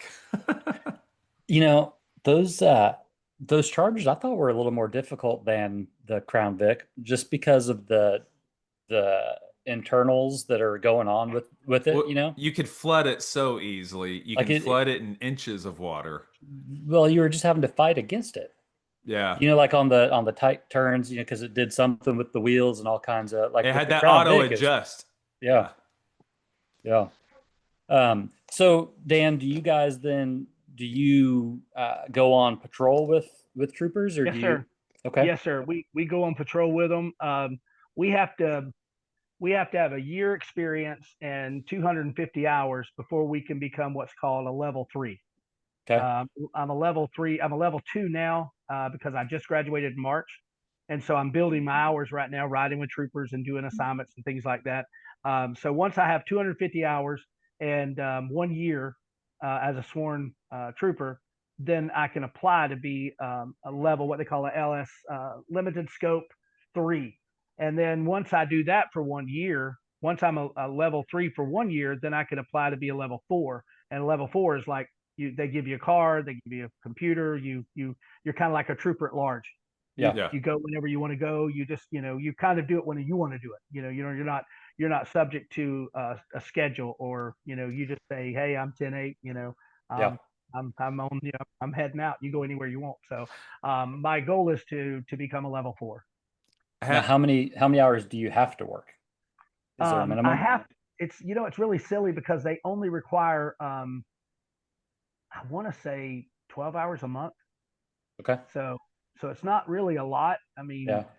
I've got probably, I'd say I've probably got 60 hours in now. So I'm well on my way. I ride with the same trooper all the time because it's just the continuity is better because everybody, so I kind of feel like he's a good FTO, so I ride with him. I was supposed to ride with him tonight, but I had some wardrobe issues from yesterday. I was at the UF game. Yeah. So I've only got one pair of pants that actually fit me right, and they really don't fit me that good. So I had a wardrobe problem, and I only have one pair. So I told him, I said, I can't come. I got to get my pants fixed first. But I yeah, wanted to ask you about that. It looked like you're getting some pretty sweet part-times at the football games. oh yeah. They bill us out, I think, at $60 an hour, which is not Hell bad. yeah. That's pretty 65 an good. hour, but we don't get it. Our troop gets it, and Troop B. I'm part of Troop B, which covers a multi-county area. But what it covers is, like, at the end of the year, I think that we all go on some.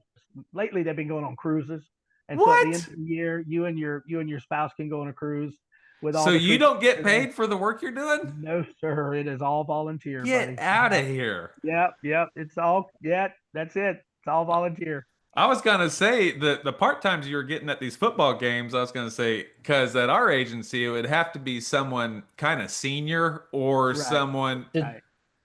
Did you work? You did, other than the hospital or I, jail? Did you work part times? yeah, but I did my own. I never got in with like the airport. Unsanctioned. Yeah, well, I always Just got. hired yourself out. Sometimes I got approval after the fact. I'm like, hey, just so you know, I worked in an event. And they're like, damn it, Oh, Blackwood. did you now? But no, I did like a lot when Disciple played at our church. I got paid for that, and I was able to bring someone else from Judicial to that with me. I worked at the wedding venue we had in the southwest part of the Oh, yeah. county. I worked that a lot. I got on staff at the Coliseum, but I never actually worked an event. That was around the time I was exiting the sheriff's office. Okay. But We you got- worked a lot of part-times. Like you Dude, were I the was- king of part-times. Yeah, well, I mean, honestly, so that it's kind of funny how it worked out. The year before I left, the year before I retired, they take your best 3 of your last 5. Uh-huh. And so the year before I left, I had decided that we were going to get out of debt. And so I was working like 20 hours a day between part-times, overtime, and my regular shift. You had like 4 hours off in between shifts sometimes, it seemed Yeah, like. sometimes less. But dude, I was working all of the concerts, all of the fights, wrestling, whatever. Some of them were pretty cool. Like I had Foo Fighters was pretty cool. I was up in the crow's nest, and I Yeah. was right, like you could see backstage and the front of the stage. So that was kind of cool, seeing what's going on in the back while they're doing the show. Well, this was around the same time. Like I remember when you were working all these part-times, it was around the same time we had BLM, George Floyd going on. We had something else. There was a lot of civil unrest. There's a lot. Yeah. We were super short-handed. So like I was working a lot of doubles just on patrol, but also getting mandatoried for the jail lobby and for hospital duty. Mhm. Yeah, you were burning the candle. But the thing is, and again, I didn't plan it, but man, it really came in handy when it came time for That's right. my retirement, because it factored into the best. final, best 3 of the last 5. Mr. Dan, did you have Yes, law sir. enforcement experience before? I did. I graduated the police academy in '91. Right. Prior to that, I went to the corrections academy, and then when I became a deputy sheriff, I did undercover. Yeah, I was Uh, gonna say, I remember you and telling like narcotic. narc stories. Yeah. Well, I want to hear about that. Justin was a narc. Yeah, That was that was okay. fast. This was back when crack was just coming around, and it was really Yeah, I want to hear popular. these And stories. where is it? This is Florida, So or this was in where? Florida. This was in Florida, yeah. And Okay. We we were just a little country sheriff's office is all we really were. We weren't used to the big city like Jacksonville was, Those can do Jacksonville, the most damage. yeah. And so we had a lot of crack in our mostly minority sections, because it was just easier for some reason. So we had a lot of crackheads. And I used to go into the minority sections and try to, buy dope or buy some crack, and it was just funny. Excuse me, sir. Can I buy some crack? Hello, I'm a white cracker, and I'd like to. Some of that cracked cocaine, please. I'd like the cracked version. Yeah, and so there was one night I was out, I was in the car, and I was wired up and everything, and the other guys were, I don't know, half a mile away or something. They're listening in, and this girl comes up to me and she's like, "Hey, baby, how you doing?" And I said, "I'm good. How you doing?" She said, "I take care of you, baby. What you got?" She's reaching in the car and doing all kinds of things and assaulting me basically. And Yeah. and so of course everybody at the back at the command post, they're just dying laughing. And I'm like, she's like, "You got something for me, baby?" I said, "What you want?" She said, "I want something to smoke." And I'm like, "I ain't got none of that." I said, "Go find somebody, we get some. We'll go off and have us a good time." She said, "Okay, baby, I'll be right back." So she brought this little wiry one up there, and he's he's like a squirrel on crack, and he's just looking around, and he's like, "Yo, man, you the police? You the 5-0, man? You the 5-0?" I said, "Do I look like the 5-0 to you?" He should have said yes. As a matter of fact. And he's like, I said, "What you got?" I said, "I want no BBs. I don't know that crap." I said, "I know y'all doing soap and all that crap. Let me see what you got." He's like, "Man, I got the real stuff. I got the real stuff here." And I'm like, "No, you don't." So he showed me his hand. I said, "Man, I ain't gonna get high off of that." I said, "How am I gonna have fun with my baby here? We got something like that." He's like, "Oh man, hold on, I'll be right back. I'll go get some good stuff." So he comes back. He's got a big old rock in his hand, And I said, "How much?" He said, $50. I said, $50? You crazy. You smoked that yourself. Going out of here. And so finally I took him down to $20, and I had my 20. I shouldn't. I'm so sorry. That's offensive. I apologize. I had the 20 in my hand, and I had it kind of by me, like this right here, because I know he was going to snatch it. He reached in the car, come diving in the car, grabbed my $20. He jumps out the car and he starts running. I said, "I'm after him." He took my $20, and I'm running. I was a lot younger back then. I could keep up with him. He run through the woods. I chased him through the woods. He went through 2 juke joints. And I mean, I'm running in one end of the juke joint, and it's all black folks, they dance and juke and Yeah. things. And I'm running through, and they just going, and I'm like, I have a gun out. I said, and I knew who it was. I said, "I will shoot you." Called him by his name, and I said, "I will shoot you. I swear to God." We didn't have tasers back then. Yeah. It was That's an an effective tactic. I've used that tactic myself a few times. I've used it a number of times, and they typically will trip or stop. Yeah, that usually does the trick. And I said, "I will shoot you. I swear to God." And all them black people dancing, they think I got my gun out. They're just as cool as cucumbers. They're like, "Okay, just another night in the hood." Yeah. Par for the course around here. And man, he goes through the second one, and I mean, after he hit the second one, I was about dead. And he took off. He must have put the afterburner in, because he was gone. And I said, "I lost him. I don't know where he is. And I don't even know where I am." See, that's the power of that crack. He had that extra. He had that extra juice. That extra get up. I should have smoked a little bit before I chased him, but anyway, I like my teeth too much. But we had some interesting situations when I was in the jail. I was an officer in the jail before I went on the road, and back then I was the only officer in the jail. And I remember we let them have radios in there and everything, and we had federal inmates because we got $50 a day for the federal inmates, and so we had a lot of inmates. And so we treated them sort of, with kit gloves, because they were feds, and we didn't want to lose our contract, because that was how our little jail made the money it made. And so one night I was at the booking desk, and I heard the radio. It was loud. It was just loud. And I yelled down there. I said, turn it down or I'm coming to take it. And man, it went louder. And I said, all right, by God, I'm coming to take it. And of course, you make a statement like that, you got to take that radio. Yeah. And so again, this is back in the 80s. Okay, this is the mid 80s. And so I told the lady behind the glass, she was our door handler, and she's also the dispatcher. And I said, I'm gonna go down there. I said, when I tell you to roll the gate, roll the gate. And she's like, okay, you wanna go by yourself? I said, have we got anybody on the road to come help me? And she's like, I'll see. And she said, ain't got nobody to help you on the road. We had 4 deputies on at the time. And I'm like, oh crap. So I get back there, and I'm telling you, this guy was probably 6'6", looked like he was the entire offensive lineman. He was huge. He was a big black guy.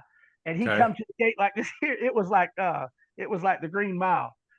He said, John Coffey, you coming to take my radio? And I looked up at him, and she rolled the door, and just as she did, he stepped out. And I looked up at him. I said, well, I'm going to try.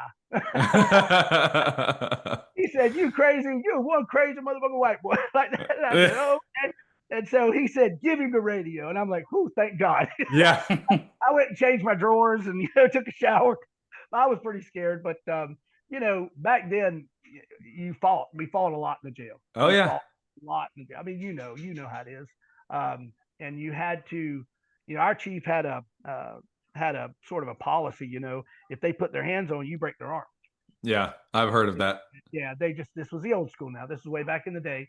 And so we were a lot rougher. We weren't as kind and gentle as they are today. And we didn't have cameras.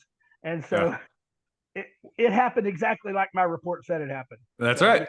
Yeah. So that was the jail was probably the hardest. Being on the road was not as hard. It's more political when you work for a sheriff. Yeah. You be careful who you pull over, and people say, well, my daddy's so and so, or my mom is this, or I know the sheriff, or what, or you get a call from the sheriff, and he's like, yeah, just let him go. We know how that goes. Yeah. Mm-hmm. So but I was younger, and had a lot more energy back then. Now I'm I'm older, and I'm a little bit slower, and so I think it fits for the highway patrol because we're out there just writing tickets. Most people don't want trouble. When you pull them over, they're terrified anyway. Mm-hmm. So now there are incidents where people will pull a gun on you, so you have to be aware.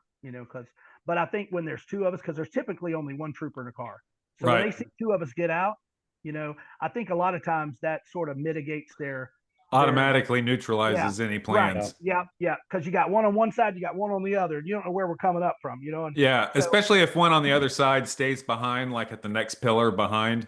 That way you could do an L if you had to on someone. Right. Yeah. So it's not a, it's dangerous. I guess it's dangerous because of how fast we go on the interstate to catch people. We were up at 145 miles an hour the other day. Yeah. I was at 100% pucker power because I wasn't driving. When you're the passenger in the seat, you look over that needle, and that needle's just going. You're like, oh dear God.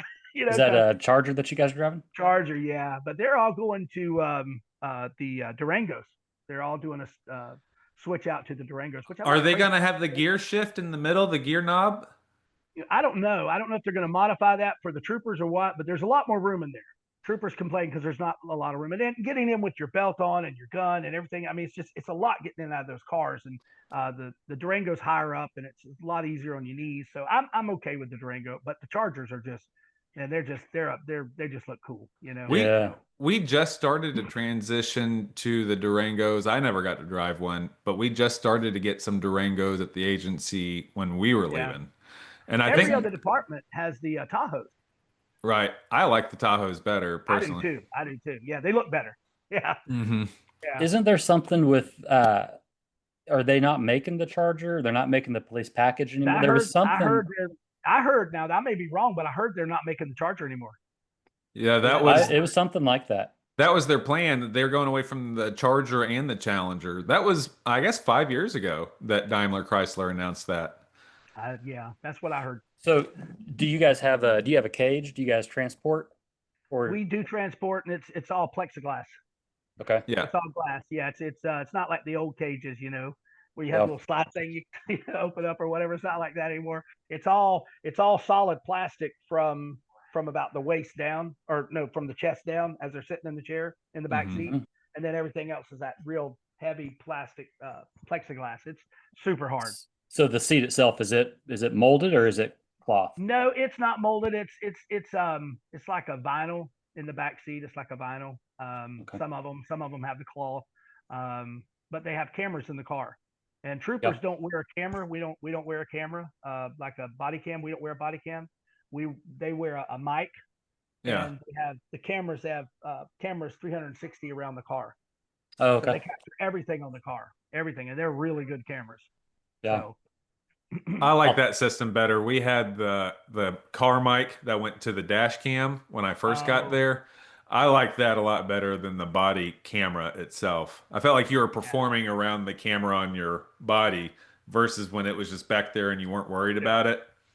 Yeah, and I think honestly they should have it where it's like a headband, almost like you wear it over your view is what you see, because a lot of times what you see down here is not really you're not really capturing the whole moment. You know what I'm saying? We had that at the other agency as cameras that would go on your glasses or on the brim of your hat.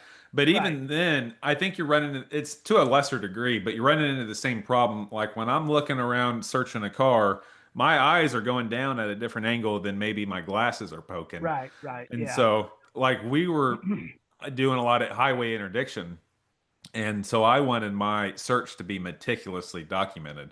Right. And so a lot of times I was taking the camera off of like my glasses or my hat and putting it under the seat. Like, look, this is where I found this package at this time. Right. Okay. Yeah. That makes sense. You know, I'm sure there's a better mousetrap, and I'm sure someone will come up with eventually. I know I got a friend who just bought a pair of glasses. They've got the cameras. The meta glasses. Yeah. Yeah. He was wearing them the other day at the game, and I said, "Are those the glasses?" He goes, "Yep, I'm recording everything." And I said, "That's pretty cool," because he does a podcast on travel. He travels all around the world and stuff, so he likes to use that for. But anyway, yeah, I think there's a better way to do it. But you know, I haven't seen it yet. But yeah, we're a little different, the Highway Patrol, I guess, because we're more focused on, you know, they teach a lot, or they really push the be nice, be cordial, be polite. These are visitors to our state, and you know we want them to come back and treat everybody with respect, and we do. We're not like the sheriff's department. Boy, get your ass out of their car. Yeah. Reason I pulled you over because I wanted to. That's right. Because this badge says I can. That right there says I can do it. Yeah, exactly. That's right. Now, what interstates do you have going through your jurisdiction? We have 75. 75 is our main. Yeah, this is the one right down. I'm probably 5 miles from 75, so it runs a good path through Troop B as in boy. We run all the way from Lake City all the way down to Ocala, Florida, and the 75 follows it all the way down. So there's, but we get off the interstate. We'll get on the back roads too, where people, don't think we are, and we'll hide up in some bushes. Yeah. Catch them. They question you're supposed to be on the highway. Well, what are you doing out here? You don't have jurisdiction on me. I said, well, actually, we do. State police. Yeah. Anywhere in the state. Yeah, that's right. Yeah, I like that. So you catch people all the time because local sheriff's departments, they're political. They don't want to pull people over and give them tickets. So. Did you ever dabble in the world of highway interdiction, of getting loads off the highway? No, but we had guys who did it because we had Interstate 10 that ran through. Oh, yeah. 10's got a big task force. 10 was huge because this was back before Florida had any other license tag than the regular Florida tag. Yeah. And so when I was with the sheriff's office, Florida was toying with the idea after the space shuttle just blew up, the Challenger, they came out with the Challenger tag. Well, people down in Miami would use I-10 to go out towards Panhandle and Texas and Louisiana and California to take southern route. And so we would catch people on I-10, and it was, and we profiled.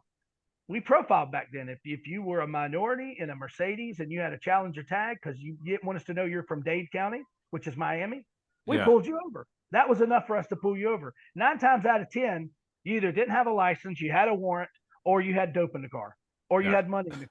2 of the largest seizures of our day was seized on 95, just off of I-10. And $7 million shrink wrap behind the Oof. Lincoln Continental back seat. Yeah. What And year was that? this was in 88, somewhere in the 80s, Holy cow. somewhere between 85 and 90. Yeah, it was in Camden County, Georgia. And Yep. one was a Lincoln Town car, and they had $7 million shrink wrap behind the back seat. And when they pulled him over, I knew the chief up there, and he was telling me, he said his deputy was terrified because he thought it was a setup from the FDLE, the Florida Department of Law Enforcement, that they, sent him up because it was a Florida car.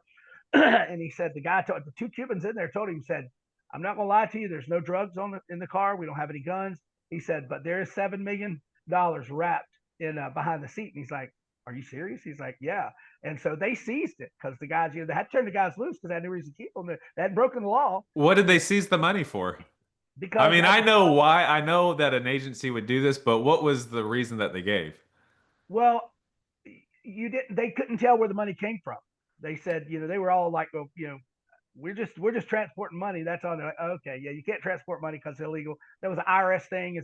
So the feds, descended upon the department and said, "Okay, you can have 80%, but we're going to take the rest." And so they're like, "Sure." So they bought new cars, they bought new uniforms. Man, they looked like little Nazis out on the side of the road. They had black on black. This was before anybody left the traditional uniform, the green on green and stuff. And they were like little militant looking things. But then the Colombian cartel had put out a hit on the chief and his wife and his family. So they had to go into witness relocation. So anyway, the second time was in Camden County again, because that's all they did. They patrolled 95, and they had a U-Haul truck or like a ride or something, and it had like $6 million on a pallet. And they seized that too. So yeah, there was a lot. It was they had to have round the clock security there. They're like in a fortress at the sheriff's office is a fortress and everything, because the Colombians told them, said, we got $1 million hit on y'all, and there was people around the world who were taking them up on their offer. So that's the only thing about drugs like DEA and stuff like that. You will become a target. And if they find out who you are, and that's why I get so mad with the media when they're crucifying these ICE agents out there who cover their face. There's a reason they're covering their face. So I wouldn't want to do interdiction or drugs or anything like that again. I'm too old, and it's not worth it to me. I got too many people I love. Well, yeah, I mean, it was the biggest rush because like in when I met Justin, he was a new sergeant. I had been on third shift for just under a year. Third shift in the county that Wichita, Kansas is in, is Sedgwick County. Yeah. I had been there for, like I said, for just under a year, and all of my peers and it was a very young shift. All of the shift was had just graduated in the last 3 years, and there was a couple. Full of vinegar. Yeah, there were a couple old heads on the shift that kind of tried to keep everybody in reins, but they also all had the weekends off. So on the weekends, third shift would get in the most trouble because the old heads weren't there to keep us in line. Right, to keep. But when I met Justin, I was on third shift. All my friends were getting the biggest thrills, and it was fun getting chases with stolen cars, and it was all over an expired tag, a city warrant, a city traffic warrant, and I forget a small measurement of meth, or sometimes even just a dusty bag or paraphernalia. And they'd get on these chases and have a really hoot of a time, but at the end have nothing to show for it. They'd squeeze out the felony arrest for the flee and elude or whatever. But Justin had talked about hey, if you guys, it's good that half you guys are just chasing DUIs and filling out your ticket books. The other half are, getting in these pursuits over city warrants and dusty bags. He's like, but there's also this thing called highway interdiction out there. Oh yeah, big felonies. Yeah, where you get mother loads, and more than people will get in their entire career. On one stop. Yep. And man, I was addicted. As soon as he told us about that, there was another deputy, not me, another deputy who was like, I think I'm going to go sit out on the highway. And after 3 nights, got 95 pounds of weed Holy moly. stacked around. There was a baby in the back seat and a baby carrier, and there was bricks of weed stacked around this baby. So it was like child He was a endangerment. hero. Oh Yeah. my gosh. I was Wow. like, gosh dang, cartel killer over here. Uh, Wow. I had to do it. And I spent the next 4 months making it at least 10, but my goal was like 15 or more traffic stops a night in an 8-hour shift. Oh yeah. And I was going for broke. And finally, I started getting some loads, but it took a long while.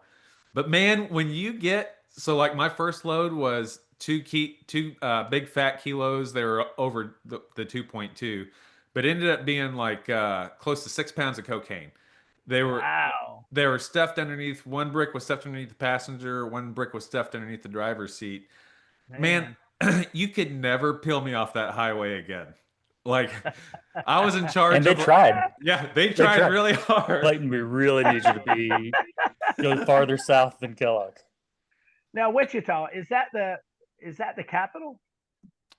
No, And is that down south near Texas or something? Wichita? it's south near Oklahoma. It's I guess on the highway Oklahoma, it's like that's it. Okay. it's like 40 minutes away from the Oklahoma state line. Okay. All right. I knew that sounded familiar. Okay. Yeah. Wow. So how long did you do that? I was at the sheriff's office for just under 7 years, but I tried probably had about 4 years of focusing on interdiction in that. Okay. Did you ever think you might want to go federal, like maybe ICE or DEA or something like that?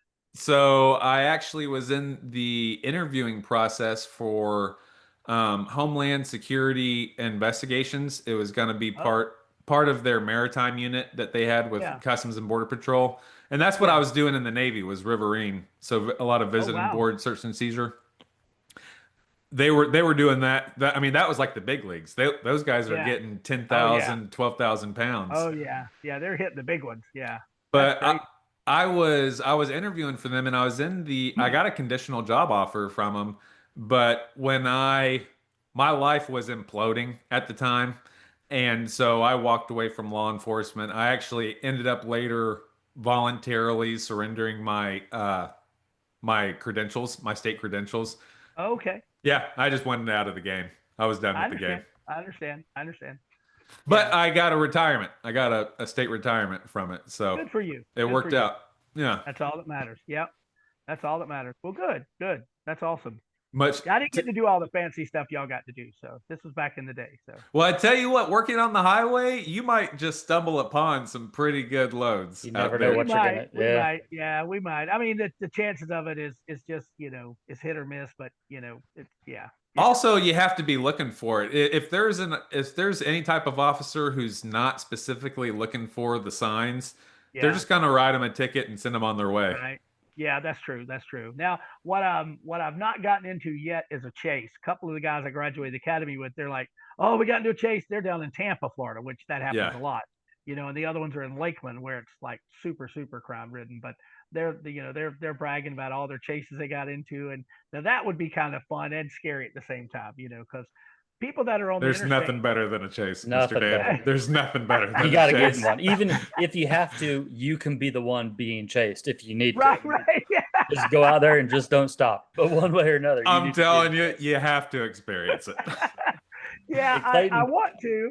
We had a call that there was a distressed motorist. I forget exactly what it was, but we were all heading there pretty quickly, and that's when we got up to about 145, and the car was just going, kind of. Oh, yeah. Yeah, it starts to And float. I'm like, oh dear God, oh dear Lord, because anything could happen, and people won't get out your way. You got your lights going, you got your siren, you're 1050, you're 1018. I mean, you're going code blue the whole way, and people are just like, do do do do do do. You're like behind them, woo woo, they're like, what? Okay, well, let me. It's like, and you're trying to get there as quickly as possible. That's more scary to me than the actual Oh yeah.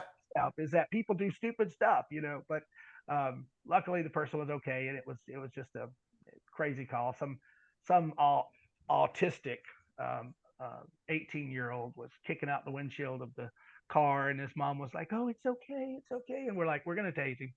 We're gonna tase him." Yeah. So we didn't tase him, thank God. But anyway, it's just, I had to switch from that mode from being in the 80s cop to I now. was about to say things have changed. Things have changed. Oh, let me tell you, things have changed, but they haven't. You just got a little more better at articulating things. So, but yeah, it has changed. And then for the best, I think, but I like what I do. I do it for free. So I obviously like what I do. I feel like I'm giving back to the community. I've always tried to do that in whatever job I was in. I've tried to, give back to the community because I think that's important. I'll say there's been an overarching theme of service in your life. It's very noticeable from serving in the military as a young kid, which a lot of people without aim find themselves in. Like, what do I got to do? Right. That's what I had. I Yeah, didn't have the grades for college, and my dishwashing mom wasn't going to send me, and Right. I didn't have the grades to qualify for the scholarship that from the home to send me to Right. Lee. So it was Right. just the military. That was it. Yeah. Right. Right. Yeah. And even though it's kind of I don't know, the last ditch effort or whatever, it can give you the purpose that you need. Yeah, absolutely. And I'm a firm believer that God puts you exactly where you're supposed to be if you'll let him. If Yeah. you'll just listen to him. I go kicking and screaming everywhere, but he does put me where I'm supposed to be. I believe that. Yeah. Yeah. Yeah, definitely. I think God has the sense of humor to, like, if you want to make God laugh, tell him your plans, Right. because Exactly. the God has a plan for your life, and no, it's like no matter what, you're gonna get there. And You will. Yeah. there's a faith I found, like, that's part of my faith in God, especially the idea of God that I have now, or like who Right. God Right. has become to me now, is Yeah. like, there's nowhere to go. I'm here with you. Right. Yeah. We're in this Yeah. together. Yeah, it's like people say God is my co-pilot. Well, no, not really. God is the pilot. I'm in Yeah. the back seat, and wherever He Andy's the wants to go. plane. Yeah, Andy's the that's right. sky. That's And that's yeah, exactly right. Absolutely, absolutely. God is into the small things, and that's where my life has been. It's the small things that God has done that made the difference to yeah. me. When we were at the home, in fact, we needed socks for the girls, and they had that little like store on campus, where people donate things, and I we was needed telling socks. Justin how none of our clothes were firsthand. It was all clothes that other people donated Oh to yeah, the yeah, home. yeah, Like, that's yep, what yep. we wore. Yeah, yeah. And so my wife and I needed socks. And so, to show the girls in our cottage, that God does answer prayers, I said, we're just going to pray tonight, because we'd pray with the girls at night before they went to bed. And I said, we're just going to pray that God will give us some socks. Lord, we need some socks. And so the next day, Mrs. Peacock, you remember her? Yeah, oh yeah. She calls me up and she goes, I've got a bag of socks over here, and I know they'll fit your girls. You need to come get them. It was a huge, must have been 200 pairs of socks there, brand new from Kmart with the price tag on them. And I'm like, that's great. And so I told the girls next night, I said, I want a pair of overalls. They're pretty expensive. And, I remember you wearing overalls yeah, all yeah. around the campus. True story. Swear to God, I want a pair of overalls, but my wife would not let me pay $30 for a pair because they were expensive. I wanted Liberty overalls. And so, I I remember the swear to God, overalls and prayed. the skunk cap. Yeah, yeah. And golly, you remember a lot. And I I said, do. I want a pair of overalls. Swear to God, true story. Next day, Miss Peacock called me. She said, Dan, I've got a pair of overalls over here. I bet they'll fit you. They fit me perfectly. True story. Yeah, it's crazy. God's into the small things. And that's where I am with God this day, in this part of my life, this particular juncture. God is always there. He made this earth for me to enjoy. He made everything here for me to enjoy. And it's not so much about, beat me over the head, go to church every Sunday, go to church every Sunday night, go to church Wednesday, don't make a mistake, don't do this, don't commit sin. He's not worried about all that. What Right. he's worried about is just talking to him. Like you said, you talk to him all the time. I talk to him all the time. People probably think I'm schizophrenic, but in my car is when I have the best time with him. Yeah. It's just, and so I feel like, God is always like me with my son. I'm looking for reasons to do good things for him. I'm looking for reasons to say yes and not no, so. Yeah. Well, Mr. Dan, that was a beautiful story. I think we've about hit our limit on the show.